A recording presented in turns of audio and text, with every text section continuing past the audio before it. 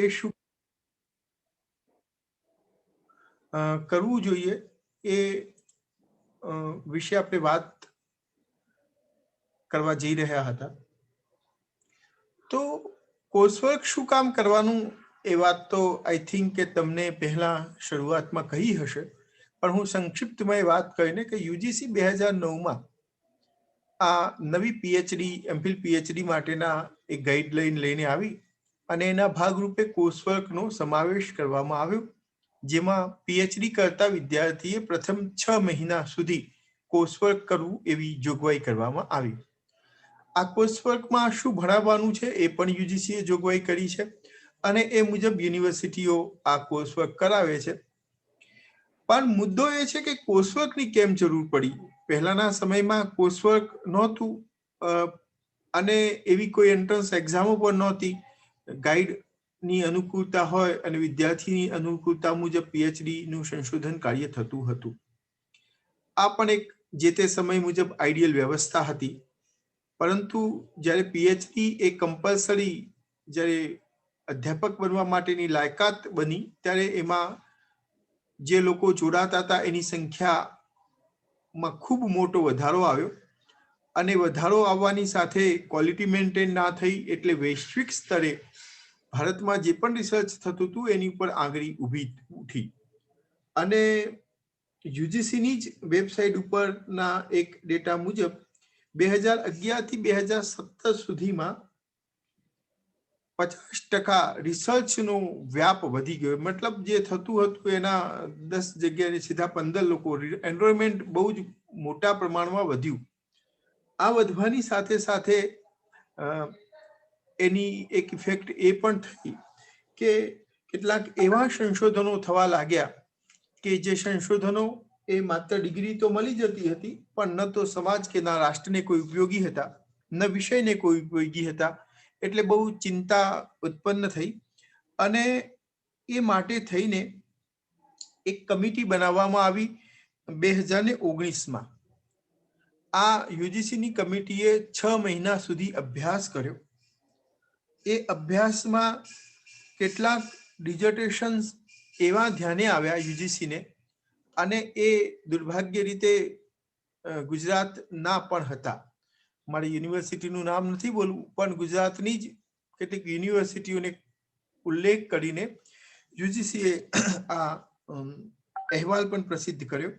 જે અહેવાલના એક પ્રેસ નોટ પણ મારી સાથ તમારી જોડે છે, જેમાં તમે જોઈ શકો છો કે એવું કહેવામાં આવ્યું છે કે what is lotta doing the PhD, why UGC is worried about Indian research. આ ધ પ્રિન્ટનો 2019નો આર્ટિકલ છે. પ્રિન્ટ એ બહુ રેપ્યુટેડ જર્નલ્સ છે અને 1 જુલાઈ 2019નો આ આર્ટિકલ છે. હું ફરીથી તમને સ્ક્રીન ઉપર બતાવું છું.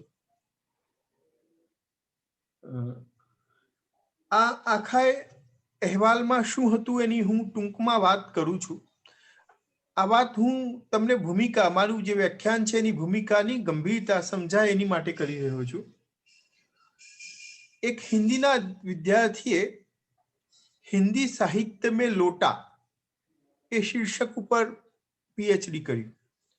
પીએચડી થઈ પણ ગયું. ગુજરાતનો જે વિદ્યાર્થી હતો અને આખા દેશના મીડિયામાં આ સમાચારો પ્રસિદ્ધ થયા. એના સિવાય પણ કેટલાક ટાઇટલો જે હતા પ્રાદેશિક વાત ઉપરના, બહુ જ નાના વિષય ઉપર જેને કોઈએ પીએચડી કર્યું હોય એવા ઘણી બધી બાબતો એમાં પ્રકાશિત થઈ છે. અને એમ કહેવામાં આવ્યું કે ભાઈ આવું તો કેવી રીતે થઈ શકે? દાખલા તરીકે કોઈ એક જિલ્લાનું તો કોઈ એક તાલુકાનો વિષય લઈને એને પીએચડી કરી દીધું હતું અને કોમન વિષયો હતા. આવા બધા શીર્ષકો સાથે આમાં અને આપી પણ છે કે જુઓ, લાઈફ એન્ડ વર્ક ઓફ ધડા શીખવું, હિસ્ટ્રી ઓફ અમરેલી મ્યુનિસિપાલિટી. આવા બધા ગુજરાતના જ ઘણા બધા ટાઇટલોમાં આર્ટિકલમાં છાપ્યા પણ છે. તો આવા બધા આર્ટિકલોના શીર્ષકોની ચર્ચા દેશમાં ચાલી. યુજીસીએ બહુ ગંભીરતાપૂર્વક કામ કર્યું. 6 મહિનાના અંતે આ રિપોર્ટ સબમિટ થયો અને એના પછી 2019માં રિપોર્ટ થયા પછી આઉટકમ તરીકે ગુડ એકેડેમિક રિસર્ચ પ્રેક્ટિસ નામે એક અહેવાલ પ્રસિદ્ધ થયો, જે હું તમને સ્ક્રીન ઉપર બતાવી રહ્યો છું. આ 2019માં પ્રસિદ્ધ થયો છે અને એમાં એમ કહેવામાં આવ્યું છે કે good academic research practice, academic લેવલે સારું રિસર્ચ કેવી રીતે કરી શકાય, કારણ કે રિસર્ચ ઇન્ડસ્ટ્રીઝ પણ કરતી હોય છે, સૈન્ય પણ કરતું હોય છે અને એકેડેમિક રિસર્ચ પણ થતું હોય છે. તો એગ્રીકલ્ચર પણ રિસર્ચ કરે છે, ઘણા પોતપોતાના ફિલ્ડમાં જેને પણ કંઈ નવું કરવું છે એ બધા રિસર્ચ કરે છે. અહીં પણ 2019ના રિસર્ચમાં જે વાત થઈ હતી એ પર્ટિક્યુલરલી એકેડેમિક માટેના રિસર્ચની વાત થઈ હતી. અને એના પછી આ જ મહિનામાં, જે મહિનામાં આપણે 2021 ડિસેમ્બરની વાત કરી રહ્યા છીએ, ત્યાં academic integrity and research quality અંગે એક બીજો અહેવાલ લગભગ 150 પેજ જેવો એ પ્રકાશિત થયો છે અને એમાં દેશના નામાંકિત લોકોએ પોતાના વિચારો પણ અભિવ્યક્ત કર્યા છે. મેં તમને આ ભૂમિકા એટલા માટે બાંધી છે કે આપણે રિસર્ચની બાબતમાં અંતિમ જે પણ હોય જાણતા હોવા જોઈએ. છેલ્લી સ્થિતિ શું છે એ આપણને ખબર હોવી જોઈએ. તો 2009 પછીથી જે આ 2011 થી 17ના ડેટા, એનું એનાલિસિસ, એનો રિપોર્ટ 2019માં, એના ઉપર એક આર્ટિકલ 2021માં, એક આર્ટિકલ બુક આખી યુજીસીએ પબ્લિશ કરી. આ બધાનું ઇમ્પોર્ટન્સ એટલા માટે છે અને એ બધામાં જે વાત કરી છે એ છે કે તમારું ભારતનું જે રિસર્ચ છે એ ખાસ કરીને એકેડેમિક રિસર્ચ એ જોઈએ એટલી સારી કન્ડિશનમાં નથી અને એને સારું કેવી રીતે કરી શકાય. આપણે જ્યારે રિસર્ચના ક્ષેત્રમાં પગ મૂકવા જઈ રહ્યા છીએ ત્યારે આ બધા જ સાંપ્રત પ્રવાહોથી આપણે વાકેફ હોવા જોઈએ. એટલે મેં ભૂમિકા રૂપે આ વાત તમને કરી છે. આમાં મારે એટલું જ કહેવાનું હતું આ ભૂમિકામાં કે તમે લોકો જેટલું ઇઝી રિસર્ચને માની લીધું છે કે ચાલશે ને, એવું નથી. એના વિશે સતત વિચાર વિમર્શ થઈ રહ્યો છે. ક્વોલિટી ઇમ્પ્રુવમેન્ટ કરવા માટે કાર્યવાહી થઈ રહી છે. તો આપણે પણ જે કામ કરીએ છીએ એ કામમાં થોડુંક ઇમ્પ્રુવમેન્ટ થાય, એ આ કોર્સવર્કનો ઉદ્દેશ હોવો જોઈએ. પહેલું જ વિધાન હું બોલ્યો હતો કે કોર્સવર્ક શું કામ? તો કોર્સવર્ક એટલા માટે છે કે લેટેસ્ટમાં લેટેસ્ટ માહિતીથી તમને વાકેફ કરવામાં આવે. શું પરિસ્થિતિઓ છે, કઈ દિશામાં રિસર્ચ જઈ રહ્યું છે, શું સારું છે અને શું ખોટું છે, આ બધું જ તમને કોર્સવર્કના માધ્યમથી તમારી સુધી પહોંચાડવાનું છે. સમયની અવધિ છે એટલે આ ત્રણેય રિપોર્ટ અંગે હું વિસ્તૃત વાત કરી શકતો નથી, પણ હું તમને ચોક્કસ એની ભલામણ કરું છું કે તમારે એના વિશે વાંચવું જોઈએ. અને આ યુજીસીની વેબસાઇટ ઉપરનું છે. આમાં કઈ મોનોપોલી જેવી વસ્તુ પણ નથી. બંને રિપોર્ટ યુજીસીના છે, પેલો અહેવાલ પણ યુજીસીનો છે, પણ એ અહેવાલ પૂરેપૂરો પ્રકાશિત નથી. એના ઉપર છપાયેલા ઇન્ડિયન એક્સપ્રેસથી લઈને બધા રેપ્યુટેડ જર્નલ્સમાં, ધ પ્રિન્ટમાં એમાં છપાયેલા આર્ટિકલો છે. પણ પેલા બંને અહેવાલો તો યુજીસીની વેબસાઇટ ઉપર ઓફિશિયલી અવેલેબલ છે. તો મારે તમને એ વાતથી અવેર કરવા હતા કે જે વાત આપણે કામ જે કરવા જઈ રહ્યા છીએ એના વિશે ખૂબ ચિંતન મનન થઈ રહ્યું છે અને એ કોર્સવર્કના ભાગરૂપે આપણે જાણવાનું હોય છે અને આપણી રિસર્ચની ગતિવિધિ એ દિશામાં કરવાની હોય છે. હવે મને એ ખબર નથી કે તમારું લોકોના જે શીર્ષક હશે એ માટે તમે શું મથામણ કરી છે કે કેટલી દિશામાં કામ પહોંચ્યું છે. એ હું જાણતો નથી, કારણ કે આ યુનિવર્સિટીમાં હું પહેલી વખતે લેક્ચર આપવા માટે આવી રહ્યો છું, એટલે મને એની કોઈ ભૂમિકાની ખબર નથી. એટલે હું પહેલા તમારી જોડેથી એ વાત જાણવા માંગુ છું કે તમારા વિષય પસંદગીની બાબત ક્યાં સુધી છે ને કયા લેવલમાં છે. તો એ વિશે હું એ વસ્તુને ધ્યાનમાં રાખીને વાત કરી શકું. કોઈ પણ મને એ વાતથી વાકેફ કરશે કે તમારા શીર્ષકની પસંદગીની બાબતમાં તમે કોઈ ગાઈડ સાથે પરામર્શનો કર્યા છે કે નક્કી થઈ ગયા છે કે શું છે, એ મારે જાણવું છે.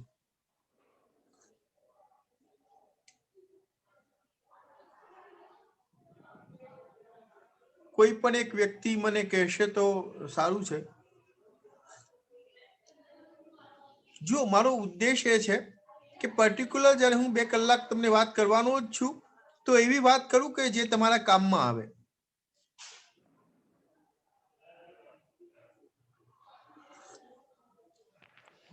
માછી પંકજભાઈ, કોઈ બી માણસભાઈ, આ પ્રિતેશભાઈ, કોઈ પણ.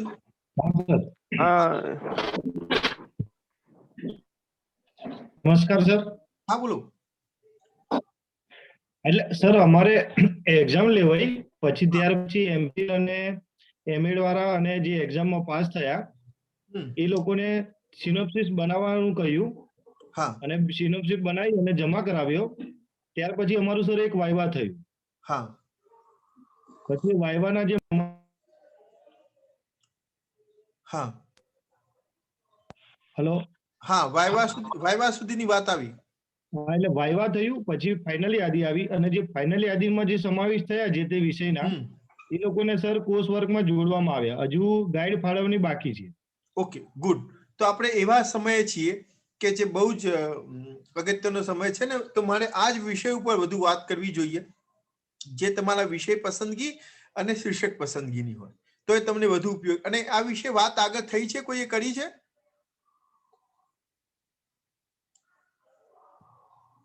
સર વિષય કેવી રીતે પસંદ કરવો અને કેવી રીતે લખવું એ બધી ચર્ચાઓ થઈ છે. હા, પણ આપ હજુ કરશો તો અમને ગમશે. ના, હું તો નહીં, તો હું એ પ્રમાણે એને થોડું ઓછું વેટેજ આપીશ વિષય પસંદગીની વાત.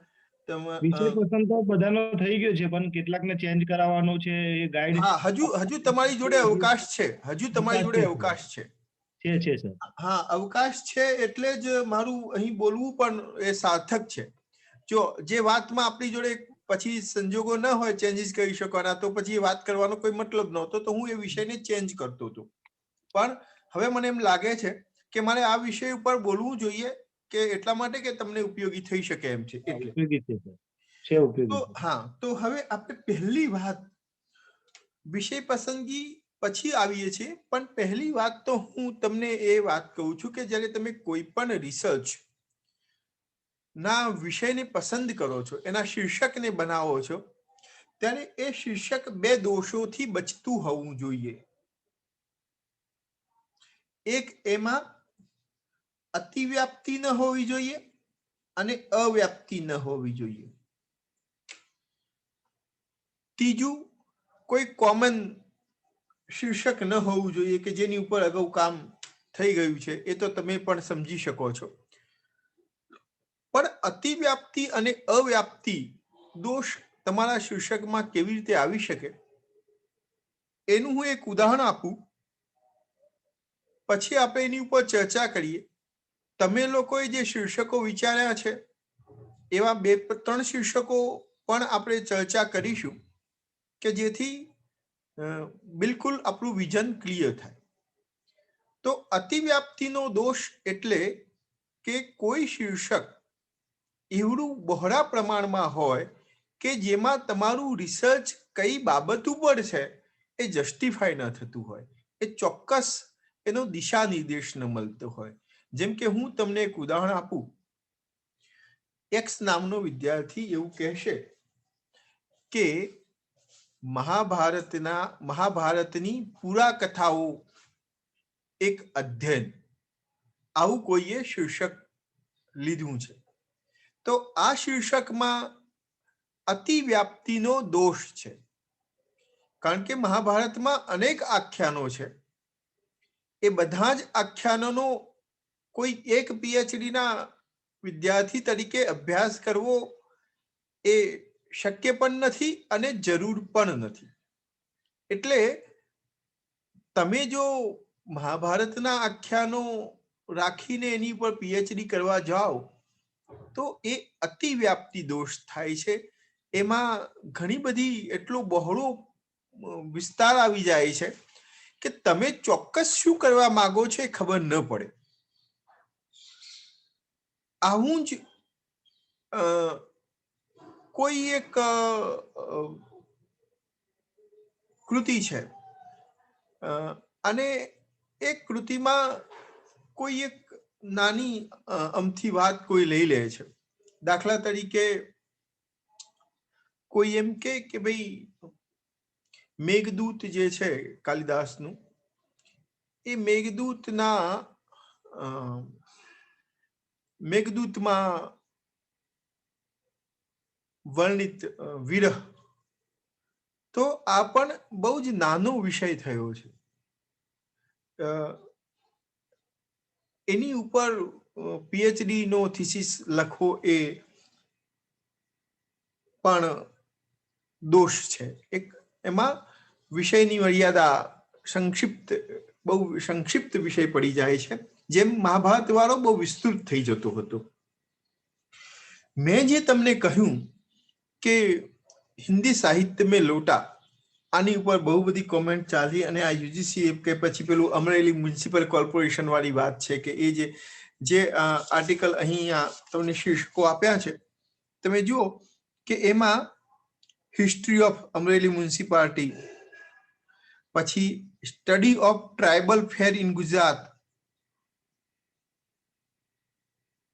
પછી study of fraternity details in Karnataka.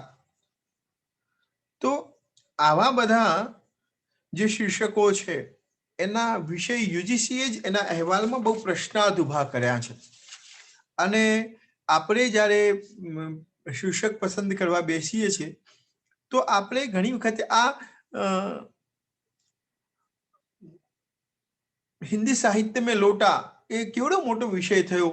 Hindi સાહિત્યની તમે આરંભથી લઈને આજ સુધીમાં લોટા વિશેની કેટલી વાતો આવી હશે અને એમાં લોટાનો ઉલ્લેખ કોને કોને કર્યો હશે, આ બધું કોઈ એક માણસ પોતાના પીએચડીમાં લખી દે કે એનો ઉલ્લેખ કરી દે કે એના મૂલ્યને મૂલવી શકે કે એનામાંથી કોઈ કન્ક્લુઝન કાઢી શકે, એના ઓબ્ઝર્વેશનો કરી શકે, એવું શક્ય જ નથી.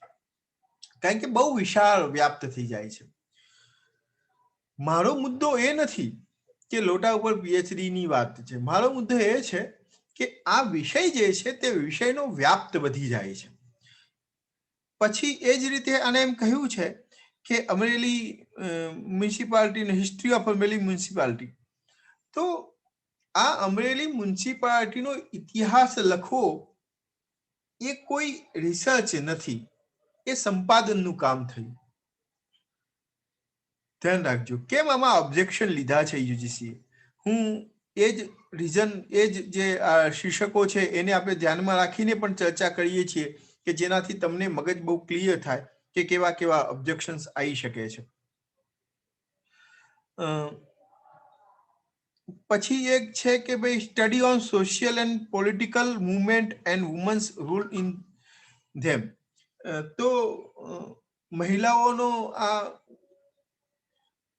પોલિટિકલ અને મુવમેન્ટો જે આંદોલનો થયા એમાં ભૂમિકા, તો એમાં કેટલા આંદોલનો, શું આવું બધું બહોળા વ્યાપમાં તમે લો તો એમાંથી કંઈ તમે તારણ ઉપર આવી શકતા નથી, કારણ કે તમારો વિષયનો વ્યાપ્ત એટલો બધો હોય છે. તો શીર્ષકમાં હંમેશા અતિવ્યાપ્તિ અને અવ્યાપ્તિ આ બંને દોષોથી બચવું જોઈએ.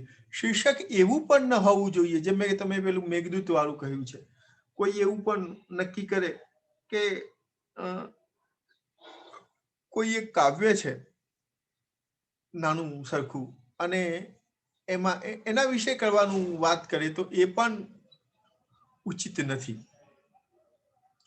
તો તમે પીએચડી શું કામ કરો છો?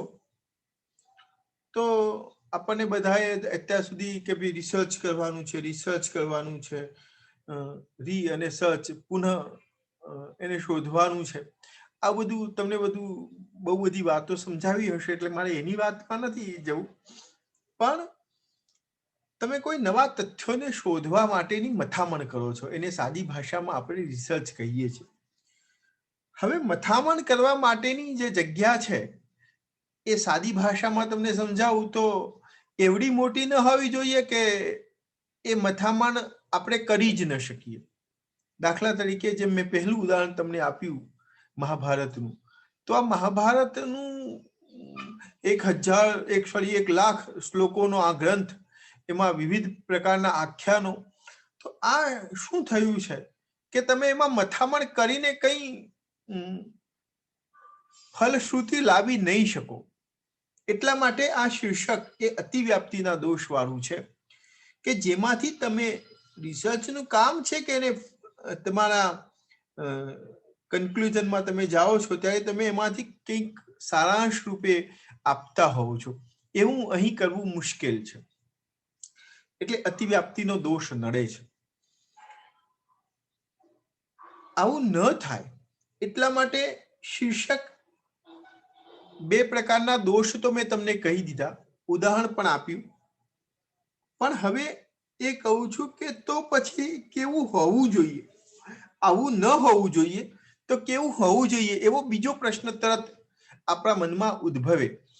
તો કેવું હોવું જોઈએ એ વાત ઉપર જ્યારે આપણે વાત દાખલ કર્યા છે અને હરિદ્વાર છે એટલે જીજાજીને અહીં હોસ્પિટલમાં છે હું જોઉં છું. એટલે તબિયત બગડી, કિડની ઉપર, લીવર ઉપર અને સ્વાદુપિંડ ઉપર સોજો છે એટલે એડમિટ કરવા પડે છે. એટલે એ લોકો જમવા નીકળે એટલે હું જોઉં તો એ લોકો જમવા જાય. તો કેવું હોવું જોઈએ, તો કેવું ન હોવું જોઈએ એ તો કહ્યું છે કે અતિવ્યાપ્તિ અને વ્યાપ્તિ, પણ કેવું હોવું જોઈએ તો તમારો જે વિષય છે, તમે જેને પણ તમે વિચાર્યું છે કે જે પણ વિષયને, એ વિષયના હાદને રજૂ કરનારું હોવું જોઈએ. હાદને રજૂ કરનારું.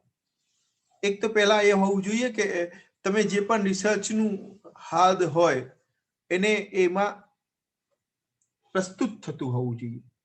બીજું, તમારા શીર્ષકમાં કોઈ વિશેષણો ન હોવા જોઈએ. શીર્ષક એ સાદું અને સિમ્પલ પણ તમારા રિસર્ચના વિષયને સમજાવનારું હોવું જોઈએ. એમાં કોઈ ખોટા એવા વિશેષણો મૂકીને એને તમારે અલંકૃત કરવાની જરૂર નથી. તો અને બીજું, બહુ લાંબુ પણ ના હોવું જોઈએ ને બહુ ટૂંકું પણ ના હોવું જોઈએ. બહુ લાંબુ હોવાથી તમારું હાદ શું છે એ નહીં સમજાય, અને બહુ ટૂંકું હોવાથી પણ હાદ શું છે એ નહીં સમજાય. તો બહુ લાંબુ ન હોવું જોઈએ, બહુ ટૂંકું ન હોવું જોઈએ. આલંકારિક મતલબ એ વિશેષણો વાળું ન હોવું જોઈએ. પછી એ તમારા રિસર્ચના હાદને રજૂ કરનારું હોવું જોઈએ. ભાષાકીય દ્રષ્ટિએ એમાં કોઈ ભૂલ ન હોવી જોઈએ. ગ્રામેટિકલ મિસ્ટેક પણ ના હોવી જોઈએ. ગ્રામેટિકલ મિસ્ટેક થી શું થાય કે પહેલા જ તો જ્યારે કોઈ પણ માણસની રેફરી હશે કે કોઈ પણ બીજો માણસ, તમે ઇન્ટરવ્યુમાં જશો, કોઈ પણ જગ્યાએ જશો, તો પહેલા તો એ તમારા શીર્ષકને જોવાનો છે, અને જોવાનો છે એટલે ગ્રામેટિકલી મિસ્ટેક જો એમાં હશે તો પહેલું તો એ ત્યાંથી શરૂઆત કરશે કે યાર આવું તમે આ રસોઈની જગ્યાએ ડિઝાઇન કરી દીધી છે. તો પહેલું તો ગ્રામેટિકલી કરેક્શન, અને કોઈ વાર તમારે કોલમ કે સેમી કોલમ પણ શીર્ષકમાં મૂકવાની થતી હોય તો એ ચોક્કસ નિયમને આધીન હોવી જોઈએ. તમને મન ફાવે એવી રીતે તમે એને કોલમ કે સેમી કોલમ મૂકીને કે એવું ન કરવું જોઈએ. એટલે સુસજ્જતા પહેલી શીર્ષક બાબતની રાખવાની છે. એમાં આટલી બાબતો તમારે ધ્યાન રાખવાની છે. અતિવ્યાપ્તિ ન હોય, અવ્યાપ્તિ ન હોય. શીર્ષક બહુ લાંબુ ન હોય, બહુ ટૂંકું ના હોય. શીર્ષક સંશોધનના હાદને પ્રસ્તુત કરનારું હોય અને શીર્ષકમાં કોઈ વિશેષણો ન હોય. અને શીર્ષક એ વ્યાકરણની દ્રષ્ટિએ સ્પષ્ટ હોય, શુદ્ધ હોય. આટલી વાતો એ તમારા શીર્ષકના અનુસંધાને હોવી જોઈએ. બીજી આડીઅવળી કોઈ પણ વાતો હું નથી કરતો, પણ એક પીએચડી ના વિદ્યાર્થીનું ડિઝર્ટેશનનું, એના સંશોધનના વિષયનું શીર્ષક કેવું હોવું જોઈએ, તો આટલી વાતો તો હોવી જ જોઈએ. એનાથી વધુ તમે સારું કરી શકો તો વેલ એન્ડ ગુડ છે, પણ અતિવ્યાપ્તિ ન હોય, અવ્યાપ્તિ ન હોય, બહુ લાંબુ ન હોય, બહુ ટૂંકું ના હોય, વિષયને હાદને સ્પષ્ટ કરતું હોય, કોઈ વિશેષણો ન હોય, વ્યાકરણની દ્રષ્ટિએ શુદ્ધ હોય, આટલું તો અપેક્ષિત છે. હવે તમે આના વિશે અત્યાર સુધી જે વિચારણાઓ કરી છે, તમારા મનમાં જે વાતો આવતી હશે, વાગોરાતી હશે, એ વિશે તમે મને કહો. અને આ જે મેં તારણો કાઢ્યા છે ને, એ તારણો કઈ મેં ઘરના નથી કાઢ્યા, પણ આ જે સંશોધનના જે નવા પેરામીટર્સ કે નવી વાત જે આ મહિનાની છે, બિલકુલ લેટેસ્ટ, એમાં જે રિપોર્ટમાં અને એમાં જે હ્યુમેનિટીઝ રિસર્ચ, જે માનવીય વિદ્યાઓ છે, એના રિસર્ચ પર શું ધ્યાન કેન્દ્રિત કરવાનું છે, એના પર 2 આર્ટિકલ છે. એ 2 આર્ટિકલને મેં ધ્યાને રાખ્યા છે, અને આ કમિટીના રિપોર્ટને પણ ધ્યાને રાખ્યો છે. અને એના કન્ક્લુઝનના ભાગ રૂપે પહેલા મેં શીર્ષક ઉપર ફોકસ કર્યું છે. હવે તમે જે શીર્ષકો વિશે વિચારણા કરી છે, એની કેટલીક વાત તમે મને કરો, એટલે મને થોડુંક આઈડિયા આવે અને એમાં કંઈક આપણે વિચાર વિમર્શ કરી શકીએ. તો 1 વે લેક્ચર ન રહે, 2 વે થાય. સમજ્યા?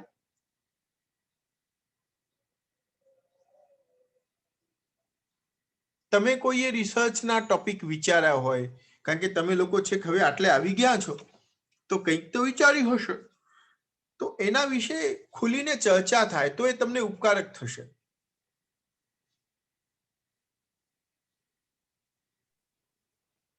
જી સર. હા બોલો. સર, મેં જે ટોપિક છે અને મેં જે જમા કરાવ્યું છે, ત્યાં મારો સબ્જેક્ટ બોલું છું મેં ટોપિક. હા બોલો. વેદોમાં પર્યાવરણની વિભાવનાનો આધુનિક પરિપ્રેક્ષ્યમાં એક અભ્યાસ. ફરી રિપીટ કરું છું. વેદોમાં પર્યાવરણની વિભાવનાનો આધુનિક પરિપ્રેક્ષ્યમાં એક અભ્યાસ. જો મિત્રો, હવે જો હું તમને અહીં કહું તો તમારે એને ખોટું નહીં લગાડવાનું, સમજ્યા? મારે તમને કઈ, હું તમને ઓળખતો નથી, સમજ્યા? કે મારે તમને કઈ નીચું દેખાડવાની કોઈ વાત કે એવું કઈ હોય નહીં, પણ બહુ ખુલ્લા મને ચર્ચા કરવી જોઈએ વિષયના માણસ તરીકે, એટલે હું તમને કહું છું. આમાં શું થાય તમે જુઓ કે વેદમાં પર્યાવરણની વિભાવના અને આધુનિક, શું બોલ્યા તમે? આધુનિક પરિપ્રેક્ષ્યમાં એક અભ્યાસ. એટલે સર, મેં પહેલા વેદોમાં પર્યાવરણની વિભાવના એક અભ્યાસ એટલું જ રાખ્યું હતું, તો મને ચેન્જ કરવાનું કીધું. હા બરાબર, મેં પછી આ રીતનું રાખ્યું. હા કઈ વાંધો નહીં, પણ મને હજુ પણ તમે જુઓ કે આપણે ત્યાં કે વેદો કેટલા છે? 4. બરાબર. હવે 4 વેદોમાં તમે પર્યાવરણની વાત લો, સમજ્યા? પછી તમે આધુનિક શબ્દ પકડો. આમાં જુઓ, વેદોમાં એટલે 4 વેદ થયા, આધુનિક થયું એટલે તમે આધુનિકમાં કેટલાની પરિભાષા લેશો? આધુનિક એટલે કેટલું આધુનિક? આધુનિકની ડેફિનેશન શું? આ હું તમને એટલા માટે પૂછું છું કે આવું બધું ઓબ્ઝર્વેશન થતું હોય અને આપણી જોડે સમય છે, એટલે આપણે એમાં કરેક્શન કરી શકીએ છીએ. બરાબર. અને બહુ ખુલ્લા મને એમાં કહીએ છીએ. હા, એટલા માટે સર. હા, એટલે માર્ગદર્શન ચર્ચા કરવી જોઈએ. અને એમાં એવું પણ નથી કે હું જે કહું છું એ સાચું હશે ને તમે જે કહો છો એ ખોટું હશે. આપણે બધાએ સાથે મળીને એનું મંથન કરવાનું છે. એ જ તો કોર્સ વર્કનો ફલશ્રુતિ છે. હવે મારી દ્રષ્ટિએ જે આમાં પ્રોબ્લેમ ઉભા થાય છે, મારી દ્રષ્ટિએ પહેલા એમાં શું પ્રોબ્લેમ છે અને એમાં શું સારી વાત છે, બંને વાત તમને કહું છું. એક તો મારી દ્રષ્ટિએ 4 વેદો કહેતા અતિવ્યાપ્તિ થાય છે. તમે વેદોનું અધ્યયન કર્યું હશે અથવા જોયું હશે તો તમે જુઓ કે એમાં એક તો અથર્વવેદમાં બહુ સજાગતા છે આ વિષય ઉપર, પર્યાવરણ ઉપર. એટલે એને સંક્ષિપ્ત કરવું, અથવા તો ઋગ્વેદ, જે પણ એક વેદ લેવો હોય, કારણ કે વેદ કહેતા તો તમે જુઓ કે 4 વેદો પણ આવે, પછી એની આગળ જો કોઈ એવો પણ પ્રશ્ન કરે કે તમે વેદો લીધા તો વેદ એટલે તો બ્રાહ્મણ ગ્રંથો આવી જાય ને બધું આવી જાય એવું પણ કોઈ અર્થઘટન કરે, પણ એવું ન પણ કરે તો આપણે વેદમાં કોઈ એક વેદને સ્પષ્ટ કરવો જોઈએ, સમજ્યા, જેનાથી તમારું એક સંક્ષિપ્ત થાય. અને બીજું આધુનિકમાં પણ તમારે સ્પષ્ટતા કરવી જોઈએ. સારી વાત તો એ છે કે તમે આના બંનેના પરિપ્રેક્ષ્યમાં વાત કરો છો, એટલે કમ્પેરેટિવ સ્ટડી છે તમારું, સમજ્યા, ધેટ ઇઝ ગુડ. આ વસ્તુ સારી છે. તમે એક એશિયન્ટ બાબતની વાતને વર્તમાન સમયના પરિપ્રેક્ષ્યમાં મૂલવી રહ્યા છો, એ વાત બહુ સાચી છે. પણ તમે જે રીતે શીર્ષક લીધું છે એ બહુ વ્યાપક અર્થમાં, અને એમાંથી કન્ક્લુઝન શું નીકળશે, તમારું હાઇપોથિસિસ શું હશે, એ કરવું બહુ મુશ્કેલ છે. રિસર્ચની ડિઝાઇનિંગ તમને કહી હશે કોઈ સાહેબે, તો એમાં એક હશે હાઇપોથિસિસ અને ઓબ્જેક્ટિવ. તમે રિસર્ચ ડિઝાઇનિંગ કરો છો ત્યારે એમાં કેટલાક રિસર્ચ ડિઝાઇનિંગ હોય છે કે તમે રિસર્ચ કેવી રીતે કરશો, તો એમાં છેલ્લા 2 પોઈન્ટ આ પણ આવે કે તમારું હાઇપોથિસિસ અને ઓબ્જેક્ટિવ, ટાઈમિંગ હોય, મેથડ હોય, આ બધા એના રિસર્ચ કેવી રીતે કરવું એના વિશેના એક માર્ગદર્શન છે. પણ એમાં એક ઓબ્જેક્ટિવ અને હાઇપોથિસિસ આવશે હોય. તો હાઇપોથિસિસ નો મતલબ એવો હોય છે કે રિસર્ચ કરતી પહેલા પરિકલ્પના. તમને આ બધી ટર્મિનોલોજી કોઈએ સમજાવી છે? ના સર, હજી તો માર્ગદર્શન જ. હું એવું માનીને ચાલુ છું કે આ તમને ખબર છે, એટલે તમને ન ખબર હોય જો કોર્સ વર્કમાં શીખી રહ્યા છે સર અમે. નહીં, એટલે હું એટલા માટે તમને વચ્ચે વચ્ચે પૂછતો રહ્યો છું કે તમને એ ખબર ન હોય કે હાઇપોથિસિસ ને હું હાઇપોથિસિસ તમને ખબર હશે એમ માનીને ચાલુ, તો પાછું ગેપિંગ થઈ જાય, લેક્ચરનો કોઈ મતલબ રહે નહીં. એટલે હું તમને એ પણ હવે સ્પષ્ટતા કરી દઉં છું કે રિસર્ચ જ્યારે તમે કોઈ નક્કી કરો છો તો એમાં ઓબ્જેક્ટિવ અને હાઇપોથિસિસ. ઓબ્જેક્ટિવનો મતલબ છે ફલશ્રુતિ, તમારું શું હેતુ છે, આ રિસર્ચ તમે શું કામ કરો છો, રિસર્ચનો હેતુ, એને આપણે ઓબ્જેક્ટિવ કહીશું. રિસર્ચની પરિકલ્પના, તમને રિસર્ચમાં શું ફલશ્રુતિ મળવાની છે એની પહેલા તમે એક ધારણા કરો છો, એને આપણે હાઇપોથિસિસ કહીએ છીએ. અને પછી છેલ્લે અંતે આપણે કન્ક્લુઝન ઉપર જઈએ છીએ, રિસર્ચમાં શું ફલશ્રુતિ પ્રાપ્ત થઈ. એ જરૂરી નથી કે આપણા ઓબ્જેક્ટિવ જે હતા એ બધા જ એમાં પરિપૂર્ણ થયા છે. આપણું હાઇપોથિસિસ હતું એ પરિપૂર્ણ થયું છે એવું ના પણ થાય, એનું જ તો નામ રિસર્ચ છે. પણ આપણે રિસર્ચની ડિઝાઇનિંગ નક્કી કરતા પહેલા આપણે આ 3 વસ્તુઓ તો ખાસ નક્કી કરીએ છીએ, ઓબ્જેક્ટિવ, હાઇપોથિસિસ, અને આ બંનેના આધારે આપણું જ્યારે સંશોધન પૂરું થાય છે ત્યારે આપણે કન્ક્લુઝન પર જઈએ છીએ. તો ઓબ્જેક્ટિવ આપણા પહેલાથી બહુ સ્પષ્ટ હોય છે કે આપણે રિસર્ચ શું કામ કરીએ છીએ. તો તમારા રિસર્ચના ઓબ્જેક્ટિવ હોવા જોઈએ કે તમે શું કામ કરો છો. દાખલા તરીકે તમે આ વેદોમાં પર્યાવરણની વિભાવના આધુનિક પરિપ્રેક્ષ્યમાં, આ તમારો શીર્ષક છે, તો એના ઓબ્જેક્ટિવ પહેલા તમારા ક્લિયર હોવા જોઈએ. 1 2 3 4, 1 2 3 4 5 બહુ ના હોય, એમાં પછી 4 5 થી વધુ ઓબ્જેક્ટિવ ન હોય. આના ઓબ્જેક્ટિવ શું હોય એવું તમે વિચાર્યું છે? ઓબ્જેક્ટિવ મતલબ તમે શું કામ રિસર્ચ કરો છો. તો હું પર્યાવરણની જે સમસ્યાઓ છે એના કઈ આપણે વેદોમાંથી કઈ નિકાલ મળે તો બધાને કઈ સમાજને ઉપયોગી થાય. હા, બસ ગુડ. તો તમારો એ પહેલો ઓબ્જેક્ટિવ એવો થશે કે વૈદિક જ્ઞાનના ઉપયોગથી વર્તમાન પર્યાવરણની સમસ્યાઓનું સમાધાન. સમજ્યા? આ તમારો પહેલો ઓબ્જેક્ટિવ થયો.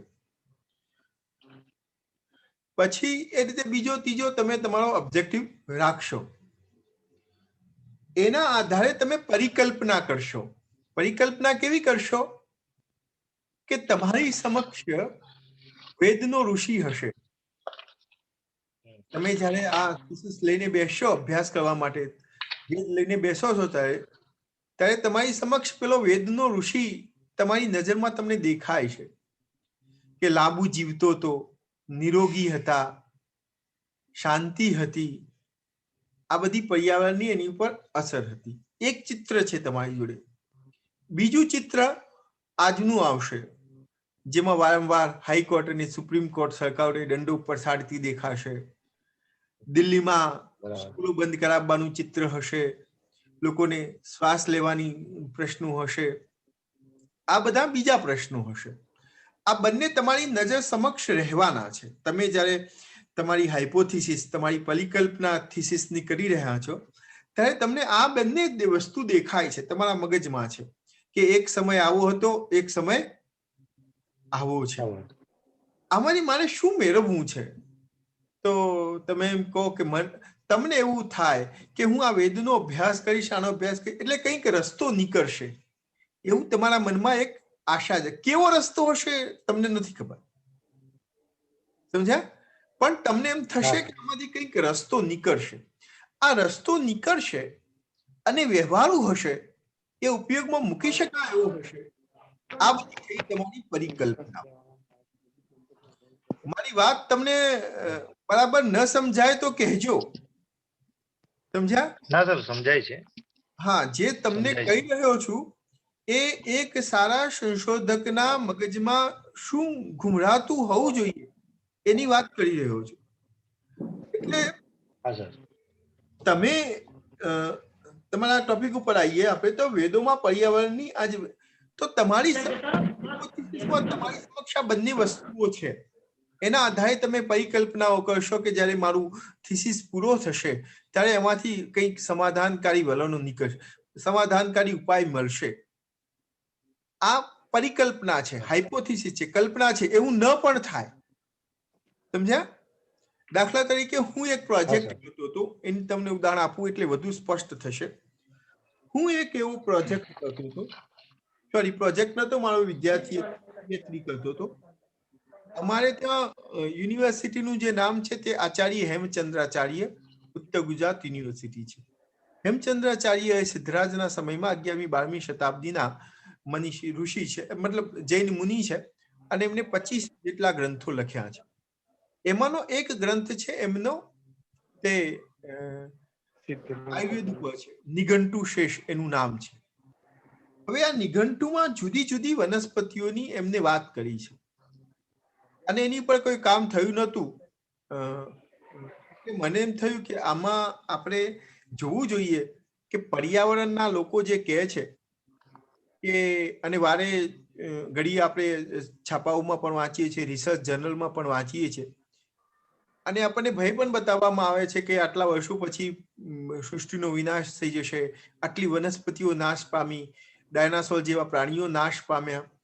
તો મને એમ પ્રશ્ન થયો કે આપણે ઉત્તર ગુજરાતમાં જ રહીએ છીએ, આ નિઘંટુ શેષ આચાર્ય હેમચંદ્રાચાર્ય અહીંયા જ લઈને એનું રચના કરી છે, તો આ જ વિસ્તારની વનસ્પતિઓનો એમાં એમને ઉલ્લેખ કર્યો હશે. તો આપણે એ જોવું છે કે આ વનસ્પતિઓ અત્યારે જે એમને કહી છે એ બધી છે કે નહીં. મારો પ્રશ્ન, મારી હાઇપોથિસિસ આટલી હતી, પરિકલ્પના આવી હતી મારી કે આ કામ કેમ કરાવવું છે છોકરા જોડે.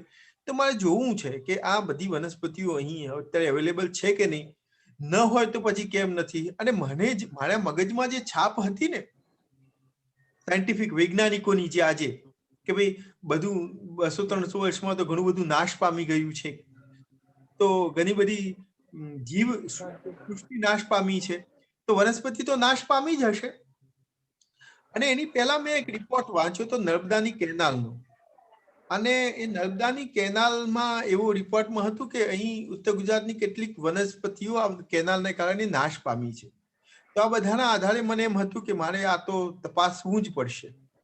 એટલે મેં એક મહેનતુ વિદ્યાર્થીને આ કામ સોંપ્યું કે તું ભાઈ આપણે આની ઉપર કામ કરીએ. અમને તો મનમાં એવું જ હતું, મારી પોતાની હાઇપોથિસિસ એવી હતી કે લગભગ 385 જેટલી વનસ્પતિઓના ઉલ્લેખમાંથી 10-15 તો નાશ પામી જ હશે. આવું હાઇપોથિસિસ હતું. પણ આખું ડિઝર્ટેશન પૂરું થયું. અમે દરેક વનસ્પતિની ઓળખાણ કરી, આયુર્વેદિક ગ્રંથોના પણ આધારે કરી, અને જે સ્થાનિક લોકો હતા એના આધારે પણ કરી. તો તો અમને બધી જ વનસ્પતિઓ ઇટ ઇઝ મળી આવી. ઇટ મીન્સ કે જે દાવાઓ થાય છે કે આ બધું નાશ પામે છે કે એવું થયું નહોતું, તો અમારું હાઇપોથિસિસ ખોટું પડ્યું, પણ અમારું કન્ક્લુઝન બહુ અદ્ભુત નીકળ્યું. સમજ્યા? કે આ જે નાશ પામવાનો વૈજ્ઞાનિકો દાવાઓ કરે છે, અને નર્મદા, અને તમને કહું, નર્મદા નિગમે તો એની ઉપર ઓલરેડી 20 લાખ રૂપિયા તો અમારે તે અહીંયાના રિસર્ચ કરવા માટે આપી દીધા હતા, એને પ્રિઝર્વેટિવ કરવા માટે આવી વનસ્પતિઓના. તો આ બધું બાહ્યાત હતો ખર્ચો, એવું પ્રસ્થાપિત થયું. તો ઓબ્જેક્ટિવ અમારા કંઈક જુદા નીકળ્યા, સોરી, એના કન્ક્લુઝન કંઈક જુદા નીકળ્યા. ઓબ્જેક્ટિવ અમારા કંઈક જુદા હતા, હાઇપોથિસિસ જુદી હતી, પણ ફલશ્રુતિ કંઈક જુદી આવી. આવું ઘણી બધી વાર થાય છે. પણ આવું તમને ફર ક્યારે મળે કે જ્યારે તમારા મગજમાં રિસર્ચની ડિઝાઇન પહેલાથી નક્કી હોય. જેમ કે હવે તમારા મગજમાં પર્યાવરણની વિભાવના આધુનિક પરિપ્રેક્ષમાં છે, પણ આવડા મોટામાં તમારું કન્ક્લુઝન કંઈ નીકળવાનું નહીં. તમે શામાં જવાના, તમારી એનર્જી શામાં વેસ્ટ થઈ જવાની, એ તમને કહું કે તમે 4 વેદો જોવામાં, હા સર, 4 વેદોના સાહિત્યને એમાં તમે થાકી જવાના.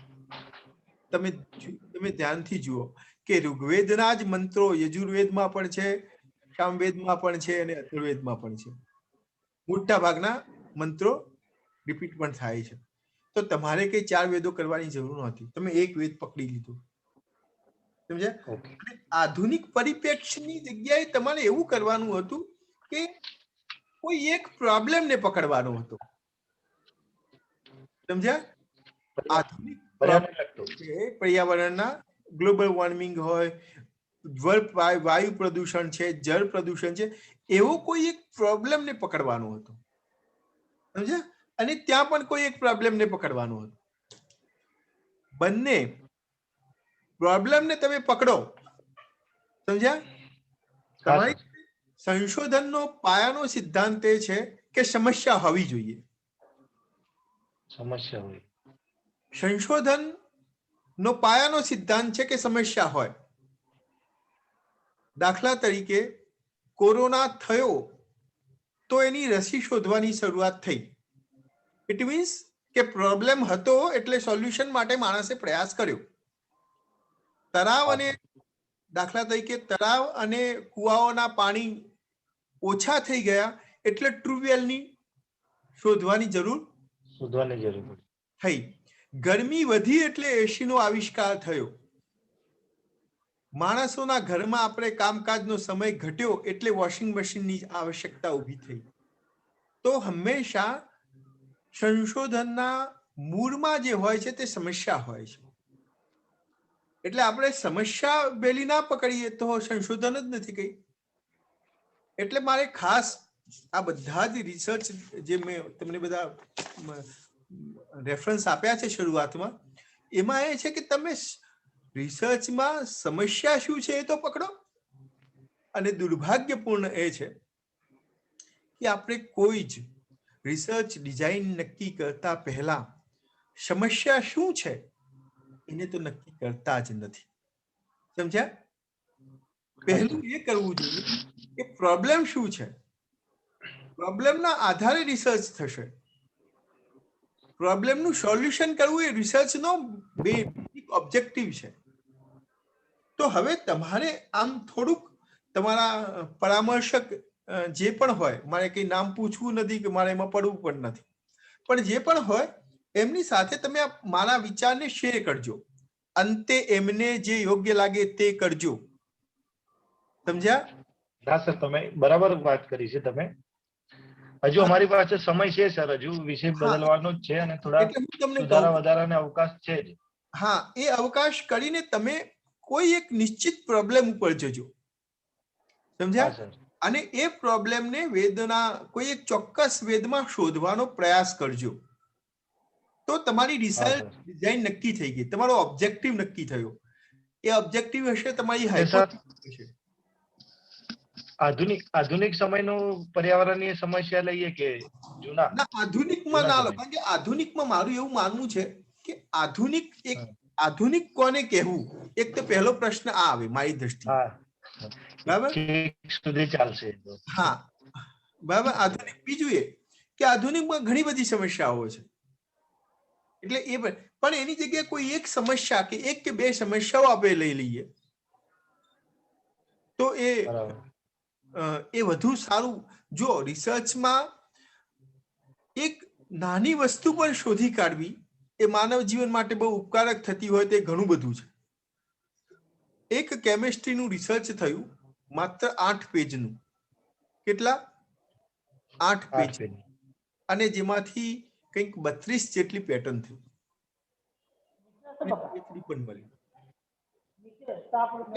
આપણે તો દુર્ભાગ્યપૂર્ણ એ છે કે પહેલા શીર્ષક નક્કી કરતી સાથે આપણે પહેલા એ જોઈએ કે એમાં ગુજરાતીમાં ચોપડીઓ હશે કે નહીં, આમાં કેટલા પેજ થશે કે નહીં, આવું આપણે જોઈએ છે, જે જોવાની કોઈ જરૂર નથી. સમજ્યા? તો એટલે તમારે આમાં મોડિફિકેશન આવું કરવું જોઈએ. પરામર્શન માટેનો મેં તમને એક વિચાર મૂક્યો છે. તમારા માર્ગદર્શક સાથે તમે પરામર્શન કરજો. મારી સાથે ફરીથી કરવાની જરૂર પડે તો મારો નંબર હું તમને હમણાં શેર કરીશ. મારી અનુકૂળતા જોઈને તમે એને પણ પણ આપણે અંતે એવું કામ કરવું જોઈએ કે જેમાં સંસ્કૃતને પણ શ્રેય મળે, આપણને મળે, માર્ગદર્શકને મળે ને યુનિવર્સિટીને પણ મળે. તો આવું તમારા શિક્ષકની બાબતો મારું આટલું છે. હવે તમે આના વિશે તમારા મનમાં કઈ, જે મારી વાત સાંભળ્યા પછી તમને જે કંઈક નવો વિચાર આવ્યો હોય એ તમે મને કહો. ના સર, ખૂબ ખૂબ આભાર. બીજા મિત્રોને પણ આપણે સાંભળીએ, એમને બી કોઈ સમસ્યા હોય તો. હા, એટલા માટે હું, જો મારું કામ એટલા માટે છે કે આ ડિસ્કશન ના થાય તો તમે મજા નહીં આવે સર. હા, મજા ના આવે, તમે ક્લિયર જ ના થાઓ. તમને કોર્સ વર્કનું ફલશ્રુતિ શું? સાચી વાત સર. તો બીજા મિત્રો પણ વાત આપણે કરીએ છીએ.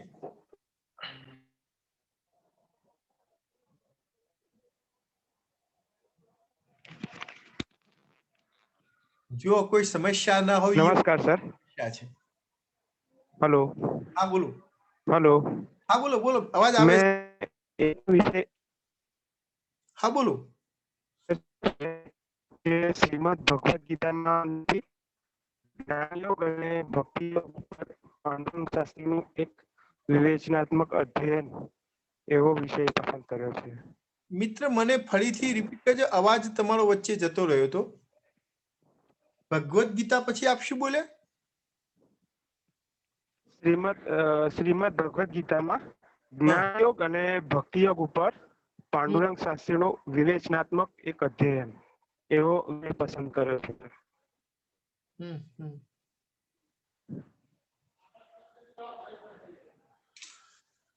ઓકે, તમે સારું કર્યું છે કે બે વિષયને, મતલબ તમારું કાર્યક્ષેત્ર બહુ ભક્તિ અને પેલું જ્ઞાન યોગ એ બેને જસ્ટિફાઈ કર્યા છે.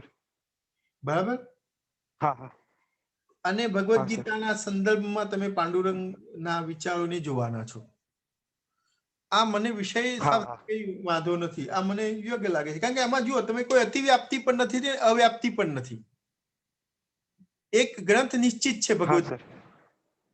કયા ટોપિક ઉપર કામ કરવાનું છે એ પણ નક્કી છે, જ્ઞાન અને ભક્તિ, અને કોના સંદર્ભમાં કરવાનું છે એ પણ નક્કી. સમજ્યા? એટલે ઉચિત છે. પણ તમે એનું ચેપ્ટર વિભાજન જ્યારે કરો ત્યારે એની ફલશ્રુતિ જે છે એને કન્ક્લુઝ કરવા માટે તમે એને સાયન્ટિફિક, તમારે આની રિસર્ચ ડિઝાઇન વિશે કોઈ ચર્ચા થઈ છે કે તમે આમાં શું કરો? મેં એની અંદર 6 પ્રકરણનું વિભાજિત કર્યા છે. એમાં તો સૌપ્રથમ શ્રીમદ મહાભારતનો જે પરિચય છે, પહેલા તો પ્રસ્તાવના આવશે, પછી મહાભારત. ત્યારથી મહાભારતની અંદર શ્રીમદ ભગવદ ગીતા સ્થાને જે જન્મ છે કે એમને શું કામ કરવું છે, ભગવદ ગીતાને કઈ રીતે આગળ લઈ જવાનો એની ઉપર ફોકસ કરી. શ્રીમદ ભગવદ ગીતાની અંદર જ્ઞાન માર્ગ પર જે શ્લોકો છે એ શ્લોકો ઉપર ફોકસ કરી અને શ્રીમદ ભગવદ ગીતાની અંદર જે જ્ઞાન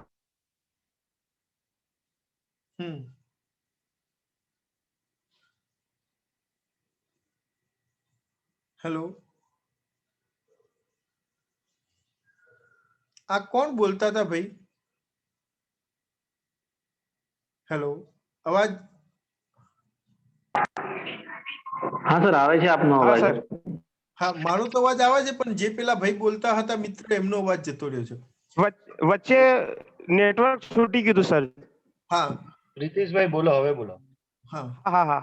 એટલે એની અંદર જે શ્રીમદ ભગવદ ગીતાની અંદર જે જ્ઞાન અને ભક્તિ વિશે જે બધી વાત કરી છે, સૌપ્રથમ એને હું વ્યક્ત કરીશ અને ત્યાર પછી પાંડુરંગ શાસ્ત્રીએ શ્રીમદ ભગવદ ગીતાની અંદર જે જ્ઞાન યોગ અને ભક્તિ યોગ ઉપર જે પણ વાત કરી છે એને હું વિસ્તૃત સમજાવીશ. અને ત્યાર પછી જે છેલ્લા ચેપ્ટરની અંદર ઉપસંહાર તરીકે સાંપ્રત જે સમય છે એની અંદર શ્રીમદ ભગવદ ગીતા માનવ્યના ઉત્થાન માટે શું માર્ગદર્શન કરે છે અને જ્ઞાનયોગ અને ભક્તિયોગ દ્વારા માણસના જીવનના સઘળા પ્રશ્નોનો જવાબ કઈ રીતે મળે છે એની ઉપર હું આખું ફોકસ કરવાનો મારો વિચાર છે સર.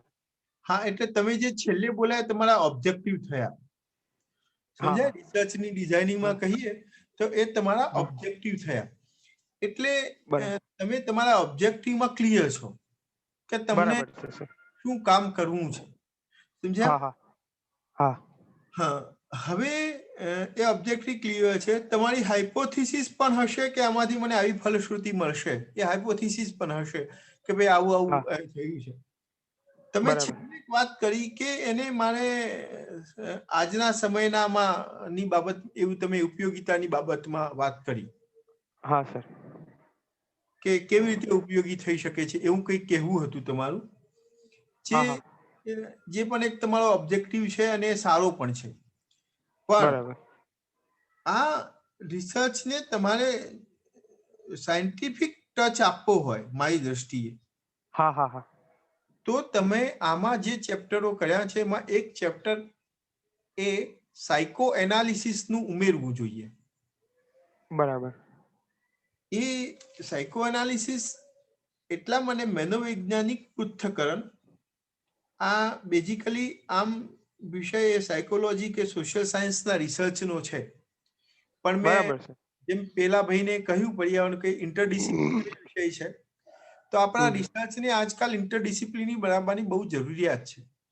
જે મેં રિપોર્ટ કર્યા છે એમાં પણ એ વાત ઉપર ભાર મૂકવામાં આવ્યો છે કે સંશોધન એ ઇન્ટરડિસિપ્લિનરી હોય તો વેલકમ છે, આવકાર્યદાયક છે, એ સારું છે. તમારા વિષયને આપણે થોડીક મહેનત કરીએ તો એને તમે પાંડુરંગજીના જે વિચારો હશે એનો એક બહોળો ફોળો એનો વર્ગ પણ છે, આજે પણ છે. એવો પણ માણસો તમને મળી જાય કે જેમને આઠવલ્લેજીના ભક્તિ અને જ્ઞાન યોગને બહુ ધ્યાનથી વાંચ્યા હોય. બરાબર. એવા પણ માણસો તમને મળી જાય કે જેને ટાગોરની કે એમની પણ ભગવદ્ ગીતા વાંચી હોય. બીજા બધા જે કોમેન્ટર છે એ બધાની પણ ભગવદ્ ગીતા વાંચી હોય, કોમેન્ટ્રી વાંચી હોય, ગાંધી બાપુની હોય કે બધાના જે પણ ગીતા વિશે વિચારો વ્યક્ત કર્યા છે એ બધાની ગીતાના અધ્યયનથી પણ વાકેફ હોય. આમ તમને કેટલાક એવા માણસો મળે કે જેને પાંડુરંગ આઠવલ્લેની ગીતાનું પણ અધ્યયન કર્યું હોય અને અન્ય ફિલોસોફર જે છે એમની પણ ગીતાનું અધ્યયન કર્યું હોય. તો તમે એક પ્રશ્નાવલી બનાવીને તમે ફોકસ એ કરી શકો તમારામાં કેટલાક પ્રશ્નો, 8-10 પ્રશ્નો કાઢીને, અને એ પ્રશ્નાવલી બનાવીને તમે 3-4 વિચારકોના સંદર્ભે આના પ્રશ્નો પૂછીને જે વાચકો છે જેને આનો અભ્યાસ કર્યો છે એવા માણસોને તમારા અધ્યયનના આધારે કેટલાક પ્રશ્નો ઉભા કરીને તમે એના ઉત્તરી બનાવી એનો જે ડેટા આવે એને એનાલિસિસ કરીને તમે આ સાયકો એનાલિસિસ ચેપ્ટરમાં સાયન્ટિફિક રીતે મૂકી શકો. તમે એના માટે એવું કરી શકો કે તમે નક્કી કરો કે ભાઈ મેં આટલી વય જૂથના માણસો, પછી એને એજ્યુકેશનની દ્રષ્ટિએ ક્વોલિફાઈ વિભાજન કરી શકો. અને એમ કરીને તમે એક સરસ ડેટા પણ, કારણ કે તમારો વિષય બધા લોકોએ એનું અધ્યયન કર્યું છે, વાંચ્યું છે, વિચારો વ્યક્ત કર્યા છે, એટલે એના વિશે સમાજમાં કે લોકોના મનમાં શું છે એ તમારા રિસર્ચમાં જો બહાર આવે તો તમે જે છેલ્લે બોલ્યા કે સમાજની વાત જે છે, તો એ સાયન્ટિફિક, તમે ખાલી માત્ર એવી વાતો કરશો કે મને આવું લાગે છે, તો એનો કોઈ આધાર નહીં. સંશોધન હંમેશા આધારો અને તથ્યો સાથેનું હોય, તો એ તમે રીતે એ કરી શકો. એટલે એવું એક ચેપ્ટર તમારે કરવું જોઈએ. એના માટે તમારે થોડું ફીડબેક પણ કરવું જોઈએ. તમારા માર્ગદર્શક શ્રી જોડે તમે એની પરામર્શન કરજો અને યોગ્ય લાગે તો તમારી રિસર્ચમાં એને એડ કરજો. ધન્યવાદ સર, ખૂબ ખૂબ ધન્યવાદ. શ્રીમદ ભગવદ ગીતાના પરિપ્રેક્ષની અંદર પાંડુરંગ શાસ્ત્રીનો આપણે જે વિવેચન છે તે તો લઈશું જ, પણ જે સાથે સાથે બીજા જે અન્ય જે ટીકાકારો છે, જેમ કે લોકમાન્ય તિલકનું ગીતા રહસ્ય છે, વિનોબા ભાવેનું ગીતાઈ છે, ત્યાર પછી સંત જ્ઞાનેશ્વરનું જ્ઞાનેશ્વરી ગીતા છે, તો એના રેફરન્સ પણ આપણે એની અંદર તો એ પણ આપણે અંદર એડ કરી શકીએ ને સર? એડ કરવા ના જ કરી શકીએ ને, એમના વિચારોને પણ એમની રીતે જોવાના અને ક્યાં એમનો થાય છે, અને એના આધારે આપણે મેં જે કહ્યું ને કે આ બધું જેને વાંચ્યું છે, અથવા તો કોઈ એમાંથી કોઈ બેને વાંચ્યા છે કે પાંડુરંગને તો વાંચ્યા જ છે, પણ સાથે સાથે બીજા કોઈ પણ ગીતાના આવા મમગ્ન આવા જે ફિલોસોફર્સ છે, વિચાર કરનારા વ્યક્તિઓ છે, કે પાંડુરંગની સાથે કોઈ વિદ્વાને વાંચ્યા હોય, પાંડુરંગની સાથે કોઈ બાપુ ગાંધી બાપુને માણસો છે, એને પણ આપણે પૂછવાનું ને એને પ્રશ્નોત્તરી બનાવવાની કે તમે આમાંથી કોને વાંચ્યા છે અને એના વિચારો જ્ઞાન યોગ વિશેના એમાં તમને શું છે અને પાંડુરંગના વિશેના વિચારો શું છે. એક જ મિનિટ. બરાબર. હા સર, એક જ મિનિટ.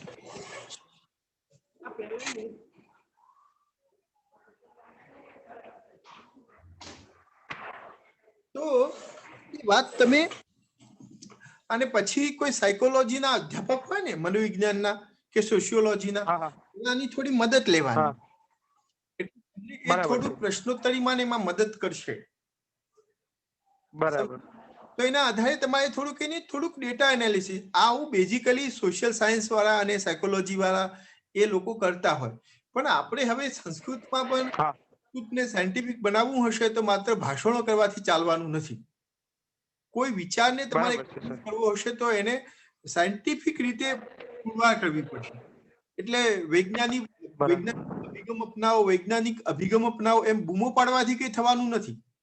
એપ્લાય ક્યાં કરી શકાય છે ક્યાંય કરવો પડશે. બરાબર. બરાબર. હા સર. હું તો એવું વિચારવાળો માણસ છું કે કોઈ પણ વિષય હોય તમને ગમતો હોય તો તમે એની પર સંશોધન કરી શકો છો. તમારી દ્રષ્ટિ એ દિશામાં હોવી જોઈએ, રુચિ હોવી જોઈએ, રસ હોવો જોઈએ.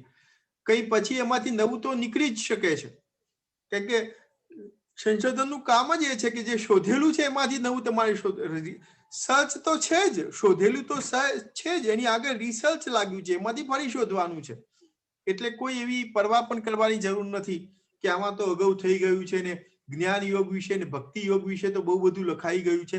ભાઈ બહુ બધું લખાઈ ગયું હશે, કઈ વાંધો નહીં, પણ મારે જે વાત કરવી છે એ હું નવી પ્રસ્થાપિત કરી શકું એવું જ્યારે મારો કોન્ફિડન્સ હોય ત્યારે હું કરી શકું છું. જ્યારે તમારા માર્ગદર્શનની આવશ્યકતા પડશે તો સંપર્ક કરીશ સર. ચોક્કસ.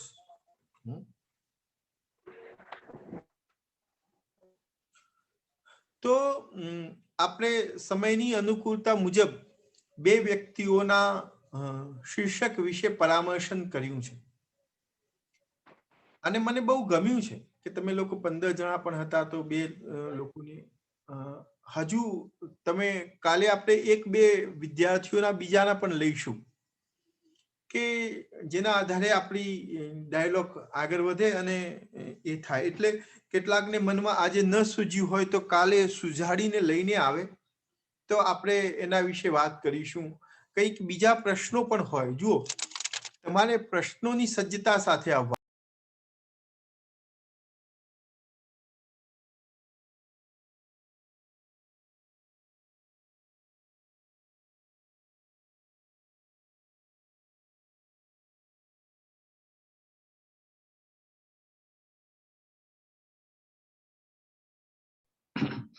લગભગ કદાચ સાહેબ ડિસ્કનેક્ટ થઈ ગયા છે. એકાદ મિનિટમાં જોડાઈ જશે, ત્યાં સુધી આપણે રાહ જોઈશું.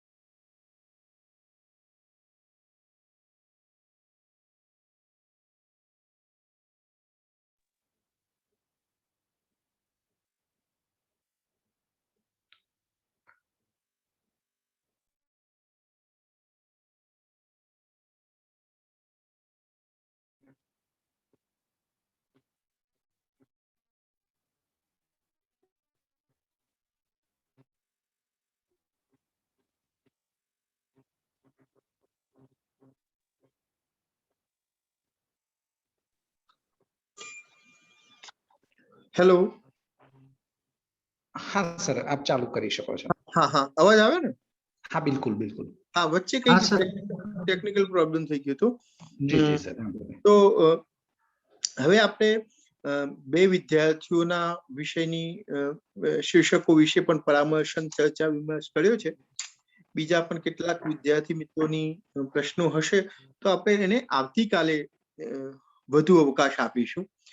આજે આપણે થોડીક કેટલીક વાત આગળ પણ વધારીએ છીએ એટલા માટે કે મેં તમને વિચાર કરવા માટે થઈને કેટલાક પોઈન્ટ આપ્યા છે કે જેના ઉપર તમે ઘરે જઈને પણ વિચારણા કરી શકશો કે મારું શીર્ષક માં શું પરિવર્તનો કરી શકાય, મારું શીર્ષક યોગ્ય છે કે નહીં, યોગ્ય છે તો મારા ચેપ્ટરનું જે વિભાજન કરવાનું છે એના વિશે વિચારણા કરી શકાય. અને એ બધા વિશે ફરીથી આપણે પાછી જે મિત્રો બાકી હશે એમના વિશે કાલે આપણે વાત ફરીથી પણ કરીશું.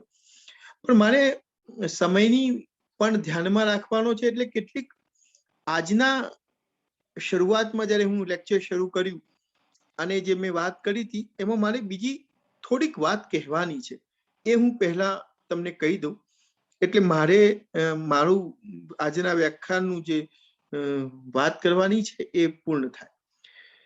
મારે બીજી એક વાત તમને એ પણ કરવાની હતી.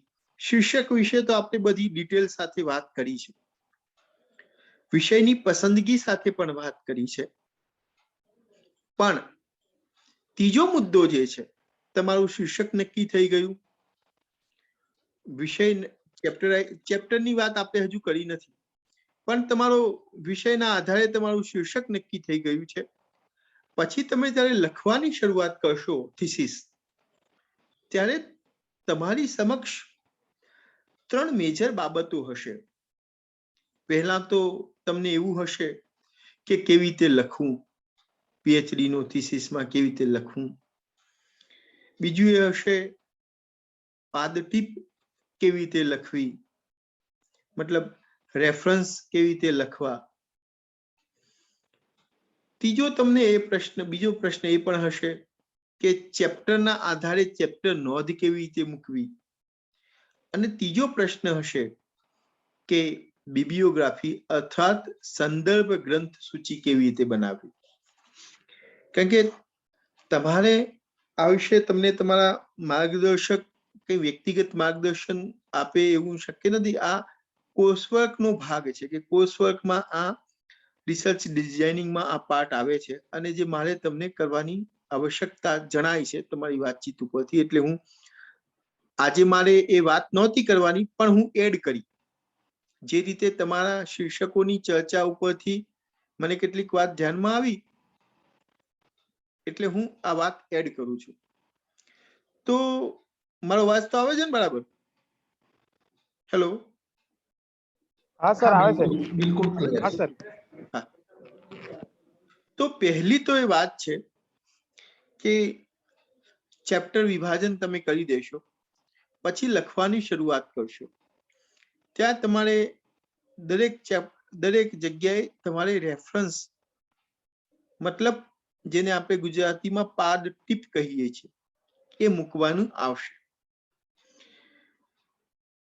તમને લોકોને આ પાડ ટીપ, ચેપ્ટર નોટ અને બિબ્લિયોગ્રાફી વિશે કોઈ આગળ વાત કરી છે?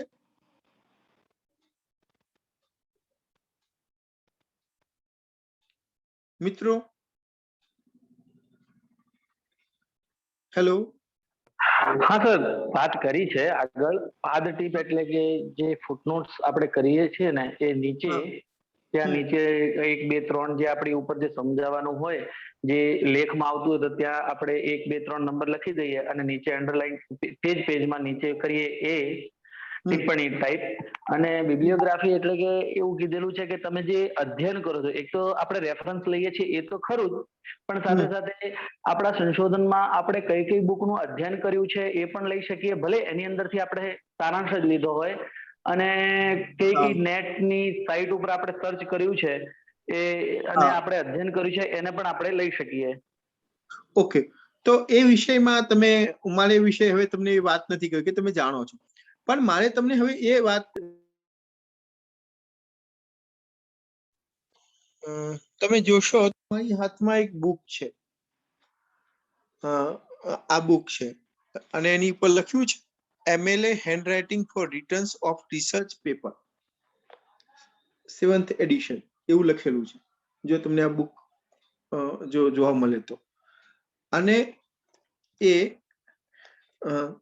બુકમાં એ વાત લખી છે કે તમે પાદ ટીપ તો લખવાની વાત તો ખબર પડી ગઈ છે તમને, પાદ ટીપ, પણ પાદ ટીપમાં કેવી રીતે તમે એને લખશો, રેફરન્સીસ ને કેવી રીતે લખશો, રેફરન્સ મૂકવો, ઇટ મીન્સ કે પાદ ટીપ મૂકવી તો તમને ખબર પડી ગઈ છે.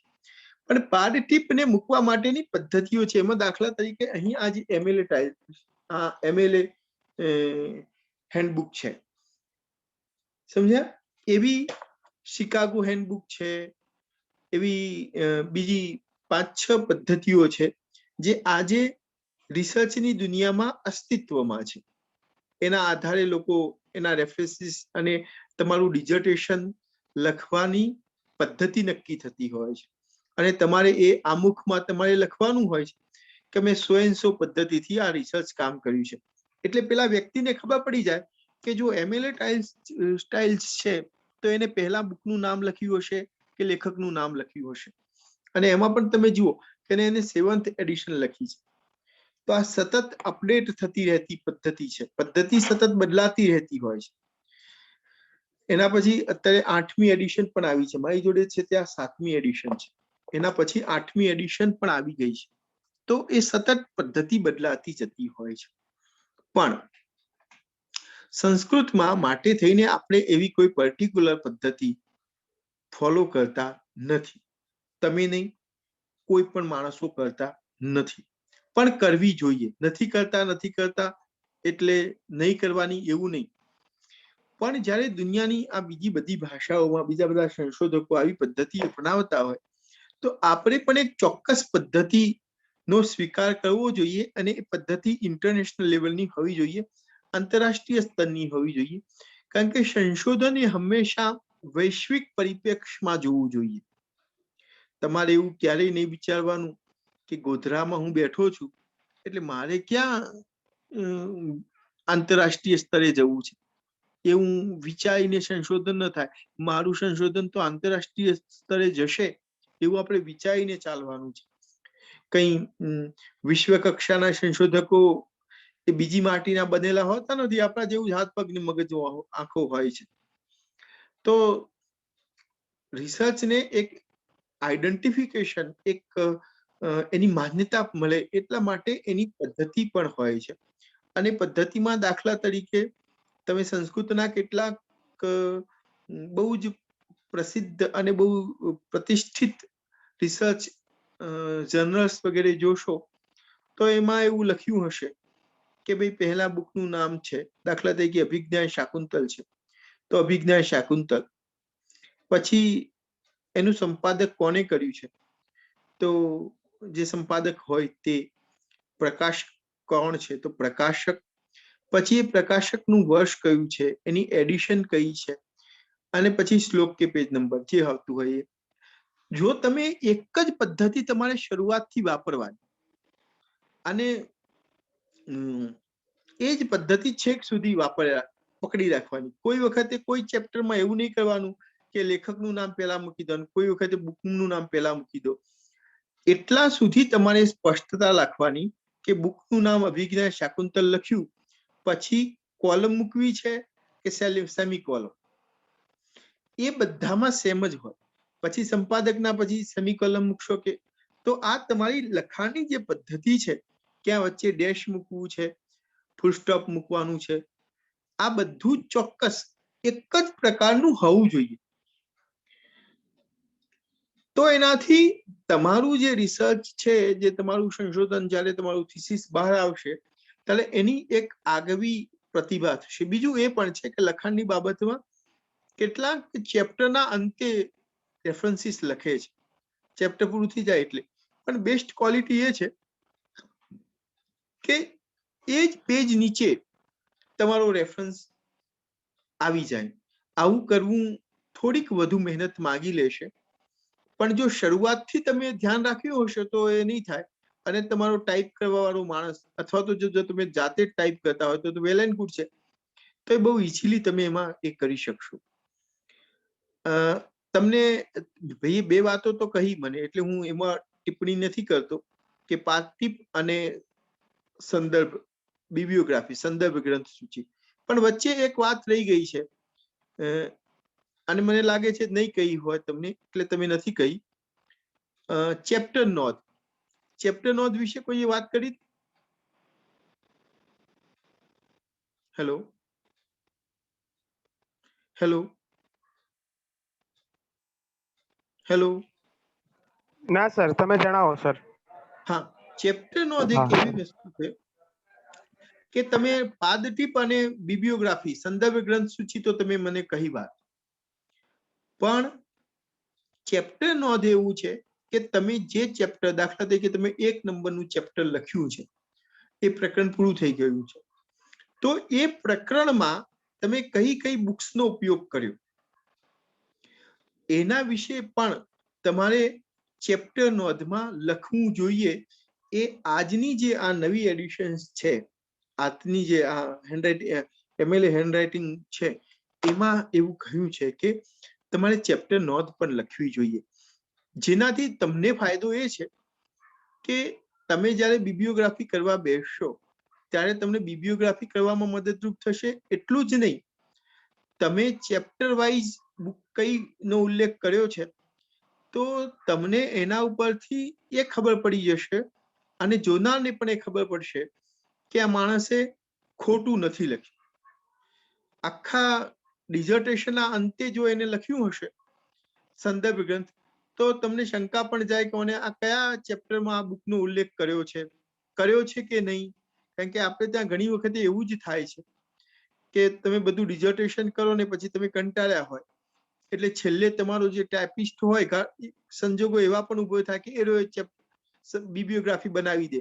એ જે કે તમે કંટાળ્યા હોય એટલે એક બે બુક આગી પાછી ન વાંચી હોય એવી પણ મૂકી દો, ઘણી વખતે વાંચી હોય એવી ન મૂકી દો, અને આવી રીતે તમે બિબ્લિયોગ્રાફી ઘણી વખતે તૈયાર થઈ જાય, જે તમને કોઈ વખતે મુશ્કેલી પણ ઊભી કરે કે તમે આ બુકનો રેફરન્સ લખ્યો છે પણ તમે તો રેફરન્સ તો માં મૂકી જ નથી, અથવા તો તમે નથી મૂકી અને તમે લખ્યો છે.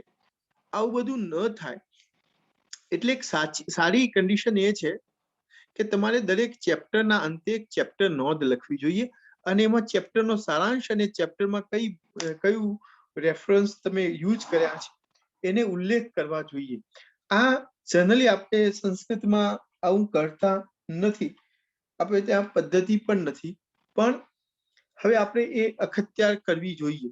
એનાથી એકાદ પેજ વધવાનું છે.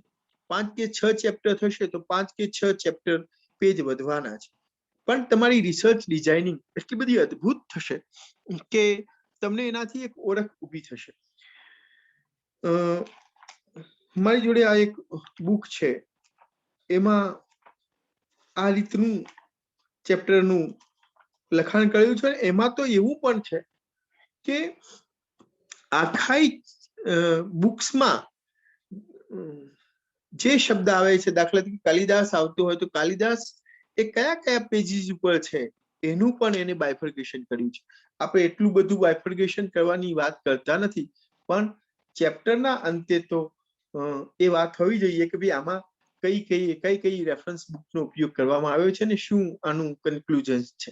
ચેપ્ટરનું કન્ક્લુઝન તો તમે મૂકતા હોય, પણ એના રેફરન્સીસને તમે જો એક સાથે અહીં એકઠા કરી દો તો તમને એ બિબ્લિયોગ્રાફી કરવામાં મદદરૂપ થાય. એટલે તમને પાદટીપ અને બિબ્લિયોગ્રાફીની વાત તો કરી છે સંદર્ભ ગ્રંથ સુધીની, પણ ચેપ્ટર નોંધ એ મારી દ્રષ્ટિએ તમારા ધ્યાનમાં વાત નહીં આવી હોય, એટલે તમારે એના વિશે પણ તમારા માર્ગદર્શક શ્રી જોડે પરામર્શન કરી લેવું. કારણ કે અંતે તો તમે ઘણું બધું કરવા માંગતા હો, પણ તમારા માર્ગદર્શક શ્રીને એમાં જો રુચિ ન હોય તો તમારે બીજા બધા પ્રોબ્લેમ્સ થઈ શકે. એટલે આપણે ખોટો સંઘર્ષ ન થાય એટલે એમની સાથે પરામર્શ કરવાનું, વિચાર વિમર્શ કરવાનું, એમને બતાવવાનું કે સાહેબ આ બધું આ યુજીસી ની નવી ગાઈડલાઈન એ બધું આવ્યું છે, એમાં આવા બધા સજેશન્સ વગેરે છે, એટલે એમાં એ કહેવામાં આવ્યું છે. એમ કરીને તમારે કન્વિન્સ કરીને વાત આગળ કરવાની છે. તમારે અભ્યાસ કર્યા વિના સાહેબની જોડે જઈને કહેવાની જરૂર નથી. તમારે પોતે પહેલા અભ્યાસ કરવાનો, મારી વાત સાથે તમે કન્વિન્સ થાઓ તો તમે તમારા ગાઈડને કન્વિન્સ કરવા માટેનો પ્રયાસ કરવાનો છે. તો મારી દ્રષ્ટિએ એક જ મિનિટ,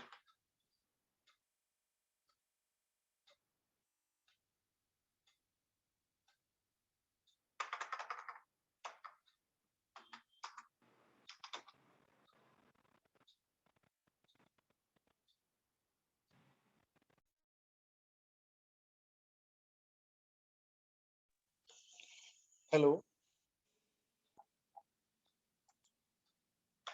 એક જ મિનિટ, ચાલો.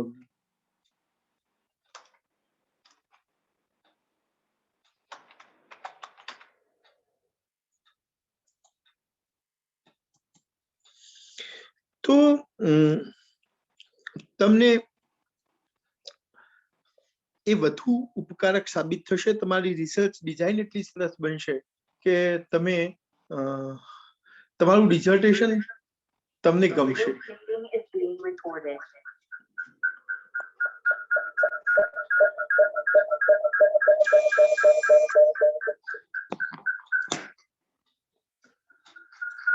હા, વચ્ચે કંઈક થોડાક ટેકનિકલ પ્રોબ્લેમ થઈ ગયા હતા, પણ તમે જોઈ લો કે આ એક રિસર્ચ પદ્ધતિ માટેની કેવી રીતે અખત્યાર કરવી છે એ પદ્ધતિ છે. તમે એમાંથી હા,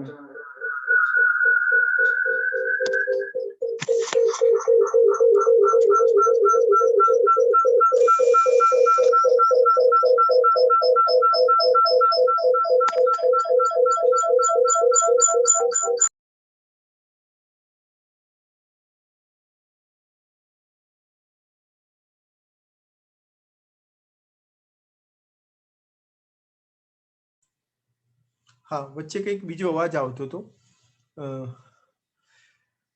તો એટલી વાત તમને સમજાઈ છે કે શીર્ષક પસંદ કરતી વખતે શું ધ્યાનમાં રાખવું, વિષય પસંદ કરતી વખતે, સાથે ડિઝર્ટેશન જ્યારે લખવાની શરૂઆત કરો છો ત્યારે તમને પાદટીપ અને સંદર્ભ ગ્રંથ સૂચિ વિશે જેમ ભાઈએ કહ્યું એમ અગાઉ સાહેબે વાત કરી હતી, એટલે હું એમાં વાત નથી કરી, પણ તમારે ચેપ્ટર નોંધ શું કામ લખવી જોઈએ. અને બીજી એ વાત પણ કહી દઉં કે ટાઈપ કરવા માટેનું પણ એક ફોર્મેટ છે કે તમારે 2 લાઈનની વચ્ચે કેટલો સ્પેસ રાખવાનો છે, કેટલું માર્જિન છોડવાનું છે. આ વિશે પણ તમને કહેવામાં આવ્યું છે કે નહીં એ મને ખબર નથી. જો ન કહેવામાં આવ્યું હોય તો તમે મને કહો તો હું એ વિશે પણ તમને કહું. હેલો,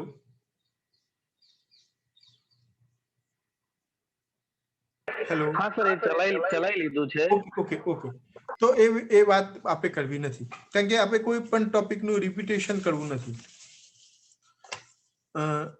તો હવે મેં આટલી વાત તમને કહી છે. આજના મારા લેક્ચર્સમાં તમને શીર્ષકની પસંદગી, એના બે એક કેસ સ્ટડી જેવું, એટલે કે કેસ સ્ટડી એને કહેવાય કે તમે જે કામ કર્યું છે એની પર આપણે વિચાર વિમર્શ કર્યો છે. 2 શીર્ષકો ઉપર આપણે વિચારણા કરી છે. અને કેટલીક બીજી વાત મેં તમને પ્રારંભમાં કહી છે શીર્ષક પસંદગી વિશેની. આજની જે મેં વાત કહી તમને, એની ઉપર તમારે કોઈ પ્રશ્ન ઉદ્ભવતો હોય તો તમે મને કહો, અથવા તમને એમાં કંઈક કરેક્શન જેવું કરવા લાગતું હોય, કોઈ શંકા પેદા થતી હોય, જે પણ તમે રિસર્ચના વિદ્યાર્થી છો, એટલે તમારામાં એ હિંમત હોવી જોઈએ કે તમે મને જે પણ મનમાં પ્રશ્ન આવે પૂછી શકો. તમે મને એવું પણ કહી શકો કે સાહેબ તમે આમાં ખોટા હતા, એવું કહી શકે. એ જ આગળ સારું સંશોધન કરી શકે. કહેવાની ભાષા સૌમ્ય હોય, પણ કહેવું તો જોઈએ જ કે ના સાહેબ બધું તમે કહો એવું, મતલબ સાહેબે કીધું છે બધું, એમાં આપણે હાય હા મિલાવી દઈએ એવું ન હોવું જોઈએ. એક આપણો સ્વતંત્ર વિચાર પણ હોવો જોઈએ. અને મને ગમશે, મને એમાં કંઈ એવું નથી, કારણ કે હંમેશા એક સંશોધક હંમેશા શીખતો હોય છે જીવનના અંતિમ શ્વાસ સુધી. અને એ જ એવી ભાવનાથી જ સંશોધકે આગળ વધવું જોઈએ. એ કન્ડિશન હોય છે. સંશોધનની પહેલી કન્ડિશન એ છે કે તમે આજીવન વિદ્યાર્થી છો. તો આપણે જે આજે વાત કરી છે એના વિશે તમે મને કહો, એટલે મને થોડું સમજણ પડે કે મારે કાલે વાતને કેવી રીતે આગળ વધારવી છે.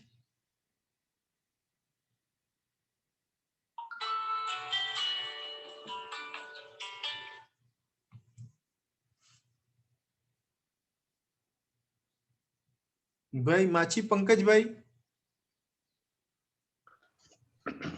હા સર. હા સર. હા, તમને કઈ આમાં કન્ફ્યુઝન હજુ હોય, કઈ પૂછવા જેવું લાગતું હોય? ના સર.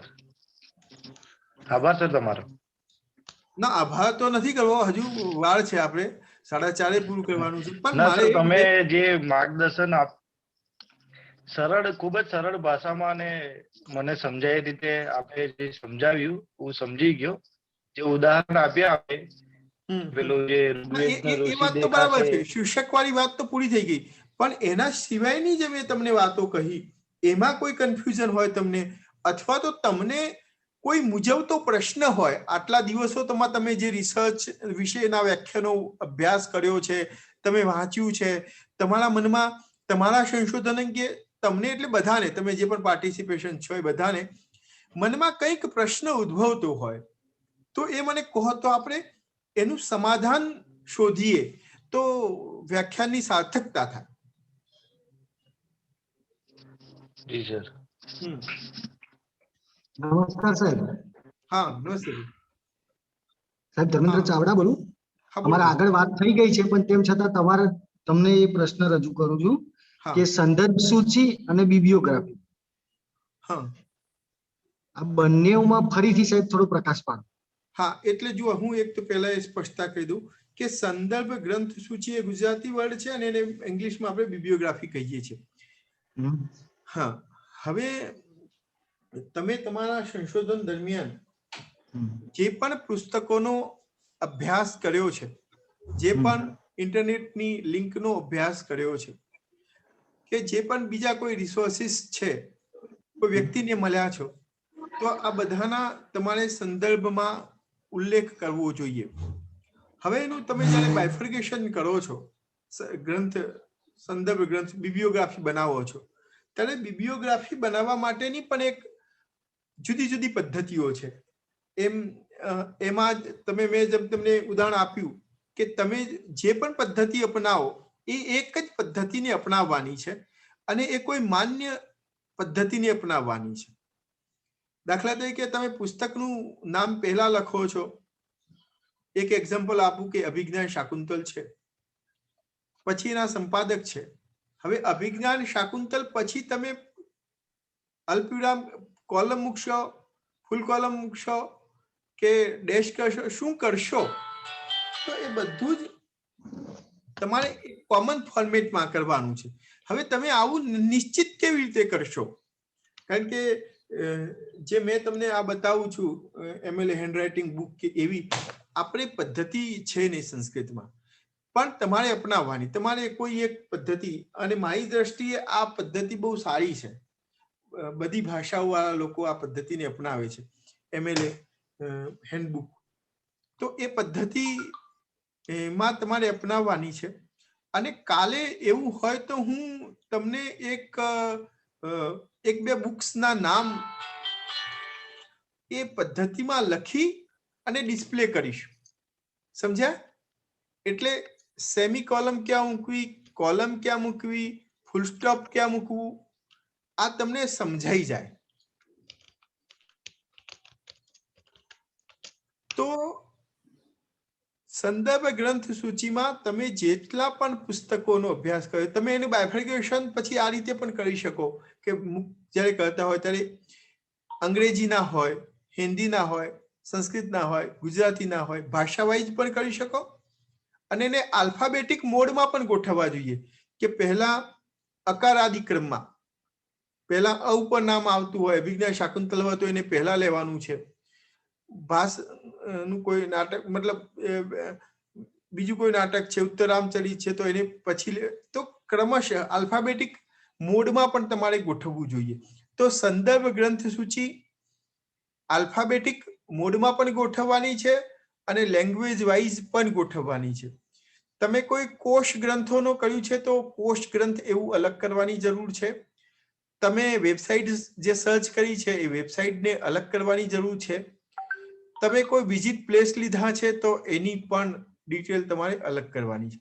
એટલે તમારે સંદર્ભ ગ્રંથ સૂચિ અને એવું ક્યારેય નહીં કરવાનું કે જે તમે અધ્યયન કર્યું નથી કે જેનો અભ્યાસ કર્યો નથી એને પણ તમે તમારા રેફરન્સ બુકમાં લખી દેશો તો તમારા માટે એ પ્રશ્નાર્થ ઊભું કરનારું થાય છે. કોઈક અભ્યાસુ રેફરી હોય અને જુએ કે તમે મેકડોનલનો હિસ્ટ્રી ઓફ સંસ્કૃત લિટરેચર એવું લખી દીધું છે મેકડોનલ, પણ તમે આખા તમારા ડિઝર્ટેશનમાં કોઈ મેકડોનલનો ઉલ્લેખ તો કર્યો જ નથી, તો તમે ખોટું લખ્યું છે એવું પ્રસ્થાપિત થશે. તો એવું ન થાય ખાસ જોવાનું છે. એટલે તમારે પહેલા દિવસથી, જે દિવસથી કામ શરૂ કરો અને એ દિવસથી તમે જેટલી પણ બુક જુઓ તો એ બુકના વિશે, એ બુક, પ્રકાશક, સંપાદક, એડિશન, કયું વર્ષ અને તમે શું વાંચ્યું છે એ અગત્યનું તમને જે લાગ્યું હોય પેજ નંબર એક નોંધમાં નોંધી દેવાનું છે. એક પેન અને ડાયરી તો હંમેશા જોડે રાખવાના છે. જ્યારથી તમારું ડિઝર્ટેશન શરૂ થાય, મતલબ તમારું કામ અત્યારથી શરૂ થઈ જ ગયું છે, તો જ્યાંથી તમારું ડિઝર્ટેશનનું કામ બધું પૂરું ન થાય અને ડિઝર્ટેશન સબમિટ ન કરાવો ત્યાં સુધી તમારે એક પેન અને ડાયરી એ હંમેશા હાથ વગી રાખવાની છે. એમાં જે પણ વાતો આવે એ તમારે નોંધતા રહેવાનું છે અને એ રીતે તમારી બિબ્લિયોગ્રાફી બનાવવાની છે. બિબ્લિયોગ્રાફી એ બહુ અગત્યની વાત એટલા માટે છે કે મોટાભાગે જે રેફરી હોય જોવાવાળા એ પહેલા બિબ્લિયોગ્રાફી જુએ કે વિષયના સંદર્ભમાં બિબ્લિયોગ્રાફી તો છે કે નહીં. ઘણી વખતે કોઈ અધ્યયન એવું કરતો હોય જેમાં ભાઈએ કહ્યું કે પર્યાવરણની વિભાવના આધુનિક પરિપ્રેક્ષ્યમાં હોય અને વેદોના પરિપ્રેક્ષ્યમાં હોય અને એને બધા રેફરન્સો પુરાણ ના લ્યા હોય, સમજ્યા? ભગવત પુરાણ ને આ પુરાણ બધું રેફરન્સમાં લખી દીધું હોય તો પેલાને જોતા જ ખબર પડી જાય કે આને ભાઈ કઈ જોઈને કર્યું નથી. પછી વેદો પણ લખ્યા છે તો એને જોવું જોઈએ કે ભાઈ વેદના જે જુદા જુદા પ્રકાશનો છે એમાંથી જે સારા પ્રકાશનો છે એનો ઉલ્લેખ કર્યો છે કે નહીં. તમે ચીલાચાલુ પ્રકાશનનો ઉલ્લેખ કર્યો હોય તો એ પણ તમને ખબર પડી જાય. તમને એ પણ ખબર હોવી જોઈએ કે સંસ્કૃતમાં પ્રમાણભૂત પ્રકાશનો કયા છે. દાખલા તરીકે મોતીલાલ બનારસદાસ છે, ચોખંબા છે, નિર્ણય સિંધુ છે, ગીતાપેશ ગોરખપુર છે. આ બધા સારા પ્રકાશનો છે. તો તમારા સંદર્ભ ગ્રંથ સૂચિમાં આ બધાનો ઉલ્લેખ હોવો જોઈએ. પછી તમે રસ્તે જતા જેને કોઈ ઓળખતું પણ ના હોય, જેની કોઈ વિશ્વસનીયતા ના હોય, એવા પ્રકાશનોનો ઉલ્લેખ કરી દો તો એ પણ તમારા ડિઝર્ટેશનને ઝાંખું પાડે છે, તમારા સંશોધન ઉપર પ્રશ્નાર્થ ઉભો કરે છે. એટલે સંદર્ભ ગ્રંથ સૂચિ બનાવતી વખતે આ બધી જ બાબતો તમારે ધ્યાનમાં રાખવાની છે. બોલો ભાઈ. નમસ્કાર સર. રાધેશ્યામ સાધુ બોલું છું. હા સર, મારો વિષય જે પસંદગી જે કરી છે એ છે ભાવ પ્રકાશ નિઘંટુ, આયુર્વેદનો વિષય છે. ભાવ પ્રકાશ નિઘંટુમાં વર્ણિત દ્રવ્યો અને તેનું સૌંદર્ય પ્રસાધન તરીકેનો ઉપયોગ અને તેના આયુર્વેદિક ગુણો વિશેની વાત કરવામાં આવી છે. તો એની અંદર જેમ કે પ્રપોઝલ મૂક્યું છે, હવે પ્રપોઝલ ની અંદર એક લિમિટેશન દર્શાવવાની હોય કે તમે કયા મતલબ કેટલા લિમિટમાં રહીને તમે કામ કરશો, એ બાઉન્ડ્રી શું છે તમારી. હવે બાઉન્ડ્રીમાં જેમ કે સંદર્ભ ગ્રંથોની સૂચિઓની અંદર મેં 20 કે 25 બુકનું નામ આપી દીધું છે કે આટલી બુકોના અનુસંધાનમાં રહીને જ હું કામ કરીશ, જેમાં લઘુત્રયી કે બૃહત્રયી હોય, ચરક સંહિતા, સુશ્રુત છે, વાગ્ભટ છે, અને એની અંદર બૃહત્રયી અને લઘુત્રયી. તો એ ગ્રંથો સિવાય અમુક ગ્રંથોને હું ધ્યાનમાં રાખીને એમાંથી હું સંશોધન કરીશ. પણ સપોઝ એવું બન્યું કે મને એ સિવાય પણ આયુર્વેદના ગ્રંથોની મારે જ્યારે જરૂર પડી અને મેં એમાં સ્ટડી કર્યું, મને કઈ મટીરિયલ મળ્યું અથવા તો એમાંથી કઈ નોંધવા પાત્ર કોઈ મુદ્દાઓ મળ્યા, તો શું એને હું બિબ્લિયોગ્રાફીમાં દર્શાવવું? ચોક્કસ દર્શાવવી જ જોઈએ. હા. અને એ દર્શાવ્યા પછી એવું તો નથી હોતું કે તમે આ બાઉન્ડ્રીની બહાર કે આટલા સંદર્ભ ગ્રંથોની બહાર જઈને કામ કર્યું છે તો એનો કોઈ પ્રૂફ તમારે આપવું? મતલબ બિબ્લિયોગ્રાફી તો આપણે દર્શાવી કે ભાઈ આમાં અહીંયા આ ગ્રંથની અંદર આ કરતા, એના ઓથર, એનો એડિશન કયું છે, બરોબર, પબ્લિકેશન કયું છે, પબ્લિશ ક્યારે થઈ છે, એ બધું તો આપણે બિબ્લિયોગ્રાફીમાં દર્શાવી છે. ઇન્વર્ટેડ કોમામાં આપણે એને એ પણ લખી દીધું કે આ કયા મુદ્દાને દર્શાવે છે, બરોબર. એની પર આપણે સમીક્ષા પણ કરી લીધી, એની પર શું ડિસ્ક્રિપ્શન છે એ પણ આપણે આપી દીધું. પણ એમાં એવું તો ના થાય પ્રશ્ન કે પછી તમે આ બહાર કેમ ગયા છો કે એના મુદ્દાઓ? જુઓ, મેં તમને કહ્યું કે સંશોધક જ્યારે સંશોધનની શરૂઆત કરે છે અને તમે જે સિનોપ્સિસ બનાવવાના છો, એ વખતે તમારી જોડે બહુ લિમિટેડ સ્કોપ હોય. કારણ કે તમે તો હજુ આ વિષય ઉપર કામ કરવાના છો. એટલે તમે જે વિચારણા કરી છે બહુ જ પ્રાથમિક તબક્કાની હોય. તમે જ્યારે ડિઝર્ટેશનની બિબ્લિયોગ્રાફી કરતા હોવ, ડિઝર્ટેશન પૂરું કરો, ત્યારે તમારે એ વિષયમાં તમે ઘણું બધું નવું જાણ્યું હોય. એટલે એ તો એવું પણ થઈ શકે કે તમે જે વખતે સિનોપ્સિસમાં ચેપ્ટર ન મૂક્યું હોય એવું આખું ચેપ્ટર પણ ઉમેરવું પડે. તો એ ઉમેરી જ દેવાનું. એમાં કઈ એવું પ્રાબંધી નથી કે યુજીસી કોઈ પણ રિસર્ચ મેથોડોલોજી એવું કહેતી નથી કે ન થઈ શકે. કારણ કે રિસર્ચ તો કેવું છે કે તમે ચાલો છો એના પછી જ ખબર પડે છે કે આગળ શું છે. એટલે દરેક ક્ષણે એમાં પરિવર્તન અને પરિવર્ધનને અવકાશ છે અને એ સ્વીકારવો જોઈએ. હંમેશા સંશોધક એ બહુ ખુલ્લા મગજનો હોવો જોઈએ. સમજ્યા? પહેલાથી જ આપણે લક્ષ્મણ રેખા બાંધી દીધી હોય તો હંમેશા કોઈ સંશોધનો લક્ષ્મણ રેખા ખેંચીને થતા નથી. લક્ષ્મણ રેખાઓ ખેંચીને થાય તે માત્ર વ્યવસ્થાઓ હોય, કે માત્ર સંપાદનો હોય, સંશોધનો નહીં. તમે બહુ પ્રસિદ્ધ પેલી વાત સાંભળી હશે, આને આપણે ઉદાહરણ પણ આપીએ છીએ કે ન્યૂટન તો સફરજનના ઝાડ નીચે બેઠો હતો અને પેલું સફરજન ઉપરથી પડ્યું. એને કઈ આઈડિયા નહોતો કે આ શાના માટે હું અહીંયા બેઠો છું કે શું છે. સમજ્યા? અને એક ક્ષણે એને આઈડિયા આવી ગયો અને એમાંથી તમે જોઈ શકો છો કે કેટલું મોટું સંશોધન થયું છે. એટલે ઘણી વખત એવું પણ થાય કે તમે અડધા વચ્ચે જાઓ અને તમને સંશોધનની આખી દિશા બદલવાનું મન થાય. તમને નવું એમાંથી એવું કંઈક જાણવા મળે કે સાલું આ તો મેં હાઇપોથિસિસ, મારી પરિકલ્પના જે હતી એનાથી તો ઘણી વિરુદ્ધ દિશામાં તથ્યો જઈ રહ્યા છે. તથ્યો તો ત્યારે જ ખબર પડવાની છે કે તમે સમુદ્રમાં ઉતરવાના છો, અને ઉતર્યા પછી તમને એમ લાગે કે ના આમાં તો અમે તો એ ડાયવર્સિટી, એ ફ્લેક્સિબિલિટી સંશોધકમાં હોવી જોઈએ, અને એને યુનિવર્સિટી અને માર્ગદર્શકે પણ સ્વીકારવી જોઈએ. જી સર, તો એમાં બીજું એ છે કે જેમ કે મેં તમને કહ્યું, ભાવ પ્રકાશ નિઘંટુ એ કોષ ગ્રંથ છે, આયુર્વેદનો કોષ ગ્રંથ છે. હા, નિઘંટુ શાસ્ત્ર. હવે એની અંદર જ્યારે ચેપ્ટર નો વાત આવે કે જ્યારે પ્રસ્તાવના અને વગેરે થઈ ગયા પછી તો ટોટલ દ્રવ્યો જે છે, દ્રવ્યોનું બાયફર્ગેટ કરવું પડે પહેલા તો. એમાંથી દ્રવ્યો તો જેમ કે 600 દ્રવ્યો છે તો એને હું આલ્ફાબેટિકલી હું એને દ્રવ્યોને દર્શાવું, બરોબર છે. એક એક દ્રવ્યને પકડીને એમાં કોસ્મેટિક એનો યુઝ થાય છે કે નથી થતો, બરોબર છે, એનો રૂટ છે, લીફ છે, કે પછી એના ફ્લાવર ની અંદર યુઝ થાય છે કે ફ્રૂટમાં યુઝ થાય છે, બરોબર છે, એ દર્શાવ્યા પછી જ્યાં જ્યાં રેફરન્સીસ છે એ તો લેશું જ આપણે, પણ એ મુદ્દાઓને જ્યારે ટાંકવાના હોય એટલે આલ્ફાબેટિકલી એને સંસ્કૃત વર્ડ સાથે અથવા સંસ્કૃત લેટર સાથે દર્શાવી શકીએ, અથવા તો પછી ઇંગ્લિશ લેટર ની અંદર લેટિન નામ સાથે પણ એ પણ એને અલગથી ચેપ્ટર કરી શકાય કે પછી ના. એટલે તમારો વિષય પણ મને બહુ ગમ્યો છે, અને એના વિશે હું વાત પણ એટલા માટે તમને કરી શકીશ કારણ કે આ વિષયમાં મેં કામ પોતે કરાવડાવ્યું છે. જામનગર આયુર્વેદ યુનિવર્સિટીમાં હું અનેક વાર ગયો છું આ વિષય માટે થઈને, અને મારા 2 વિદ્યાર્થીઓએ આયુર્વેદ ઉપર કામ કર્યું છે. એક દ્રવ્ય ગુણ ઉપર કર્યું છે પર્ટિક્યુલર, અને એકે મેટલ ટેકનોલોજી એટલે ભસ્મ ઉપર કર્યું છે. જી જી જી. એટલે હું એ વિશે તમને વાત વ્યવસ્થિત રીતે કહી શકીશ, અને મને વાત તમારી ગમી પણ છે કે તમે એક પર્ટિક્યુલર તમારામાં શીર્ષકમાં કોઈ દોષ એટલા માટે નથી કે તમે એક ગ્રંથને જસ્ટિફાય કર્યો છે, અને એમાંથી તમે સૌંદર્ય એટલે તમે સ્પેસિફાઈ તમારું ક્ષેત્ર જે છે, એટલે કે મેં શરૂઆતમાં કરી અતિવ્યાપ્તિ કે અવ્યાપ્તિના દોષથી તમે દૂર છો. વિષય બરાબર તમે પસંદ કરી લીધો છે. હવે પ્રશ્ન એ થાય છે કે તમારે ભાવ પ્રકાશ નિઘંટુ એ નિઘંટુઓમાં પ્રમુખ સ્થાન ભોગવે છે.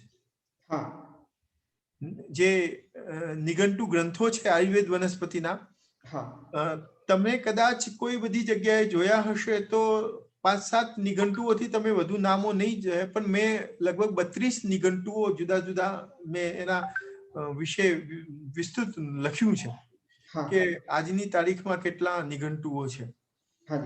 અને એના ઉપરથી મને એમ લાગે છે કે ભાવ પ્રકાશ નિઘંટુ બહુ બહોળા ઉપયોગમાં આયુર્વેદના ગ્રંથોમાં પણ લેવાયું છે રેફરન્સીસમાં, એટલે તમે એક સારો ગ્રંથ પસંદ કર્યો છે. હવે તમારે શું કરવું જોઈએ મારી દ્રષ્ટિએ કે પહેલા તો જેટલા એમાં વનસ્પતિઓ છે એને તમારે ક્રમશઃ ગોઠવ્યા પછી તમારે એમાંથી કોસ્મેટિક યુઝમાં કેટલી છે એને બાયફર્ગેટ કરવી પડે. પછી કોસ્મેટિકમાં પણ પછી પાછું દાખલા તરીકે એને વિભાજન એ રીતે કરવું જોઈએ કે આ મતલબ હેર માટે છે, આ સ્કિન માટે છે, આ તેલ વગેરે અભંગ માટે છે, કે જુદા જુદા યુઝીસ માટે 3-4 જે મેઇન કોસ્મેટિક સૌંદર્ય પ્રસાધનો તરીકે આપણે જેને યુઝ કરતા હોઈએ, તો એવા વિભાજનને આધારે પણ તમારે પેલા એ વિભાજન કરી દેવાનું કે આમાં 3 કે જે તમે ભાવ પ્રકાશ જોશો એટલે તમને ખબર પડી જશે કે એમાં 3 કે 4 આઈટમ મેઇન છે. તો એના આધારે તમે વિભાજન કરી દીધા પછી તમારે એ જોવાનું છે કે ભાઈ એક તો આમાં અવેલેબિલિટી કેટલી છે. આ જે કોસ્મેટિક કહ્યું છે એમાંથી જે વનસ્પતિઓની અવેલેબિલિટી છે એ કેટલી છે. એના પછી તમારે એ જોવાનું છે કે જે અત્યારની મોડર્ન ફાર્માસ્યુટિકલ કંપનીઓ આ કોસ્મેટિક્સ બનાવે છે એ એનો યુઝ કેટલો કરે છે. બરોબર છે, સમજ્યા? ડાબર કે ઝંડુ કોઈ કોસ્મેટિક્સ બનાવે છે બરાબર આયુર્વેદના પદ્ધતિથી, કે બાબા રામદેવ બનાવે છે, તો એ ભાવ પ્રકાશને ફોલો કરે છે અને કેટલું કરે છે. એવું પણ થાય કે એક એક સરસ બુક છે, કાલે મને જો યાદ આવશે તો હું લેતો આવું છું ઘરેથી, તમને એનું ટાઇટલ પેજ બતાવીશ. એવી સરસ છે કે આજના સમયમાં એ 2-3 વર્ષ પહેલા મેં બુક ખરીદી લેલી છે, એટલે છેલ્લે 3-4 વર્ષ પહેલા સુધીમાં ભારતમાં જે પણ આયુર્વેદની ફાર્મસીઓ છે અને એ જે ટેબ્લેટ બનાવે છે, જે દવા બનાવે છે, એમાં એ કઈ વનસ્પતિ કઈ પેટર્નનો ઉપયોગ કરે છે એના વિશે બહુ એક દમદાર પુસ્તક છે. એ તમને બહુ ઉપયોગી એટલા માટે થઈ શકે કે દાખલા તરીકે એક એક્ઝામ્પલ આપું તમને કે કોઈ ડાયાબિટીસ માટેની ટેબ્લેટ્સ બનાવે છે. ડાયાબિટીસ માટેની આયુર્વેદિક એવી 15 કંપનીઓ છે, તો એ 15 કંપનીઓ કઈ કઈ કન્ટેન્ટ એમાં વાપરે છે એનું એને આધારભૂત રીતે આપ્યું છે.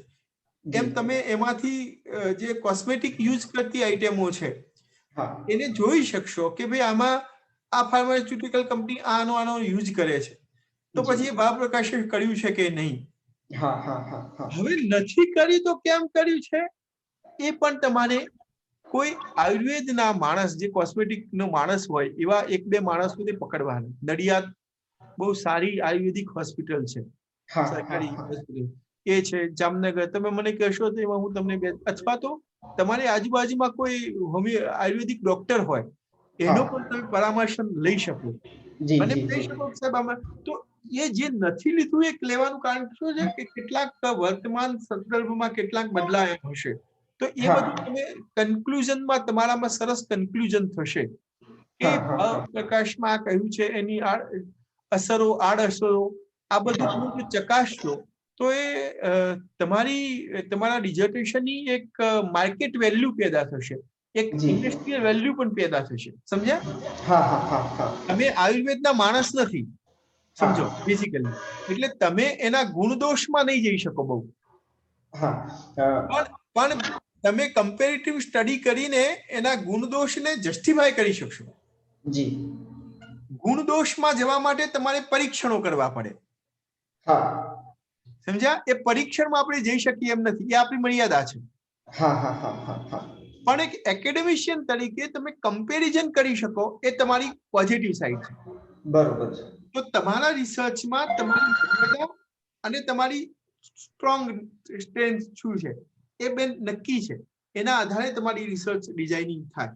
અને વાત આના વિશે આપણે કાલે પણ પાછી ફરીથી કરીશું. કાલે ચાલે હું તમને થોડીક ઉપયોગી થાય બુક્સ પણ લાવીશ. હવે આજે 4:28 થઈ છે, મારે 4:30 વાગે પૂરું કરવાનું છે. બરાબર? હા સર. તો અને બીજા મિત્રોને પણ મારી ખાસ વિનંતી છે કે મને એક પક્ષે સાંભળ્યા કરતા આપણે ચર્ચા કરીશું તો એ વધુ ઉપકારક તમને થશે, તમારી સમસ્યાનું સમાધાન થશે. અને આપણે કોઈ આડીઅવળી બીજી વાત કરીને એક ક્ષણ પણ બગાડવા માંગતા નથી. એટલે આપણે કાલે ફરીથી તમે થોડીક સજ્જતા સાથે તમારા મનના અનેક પ્રશ્નો લઈને આવશો તો મને ગમશે. હું મારાથી બનતો કોશિશ કરીશ કે એને તમને સંતોષકારક થાય એ રીતે સરળ રીતે સમજાવી શકું. ઓકે? ધન્યવાદ સર, ખૂબ ખૂબ આભાર સર. ઓકે, તો આજે આપણે અહીં વાત પૂરી કરીએ છીએ.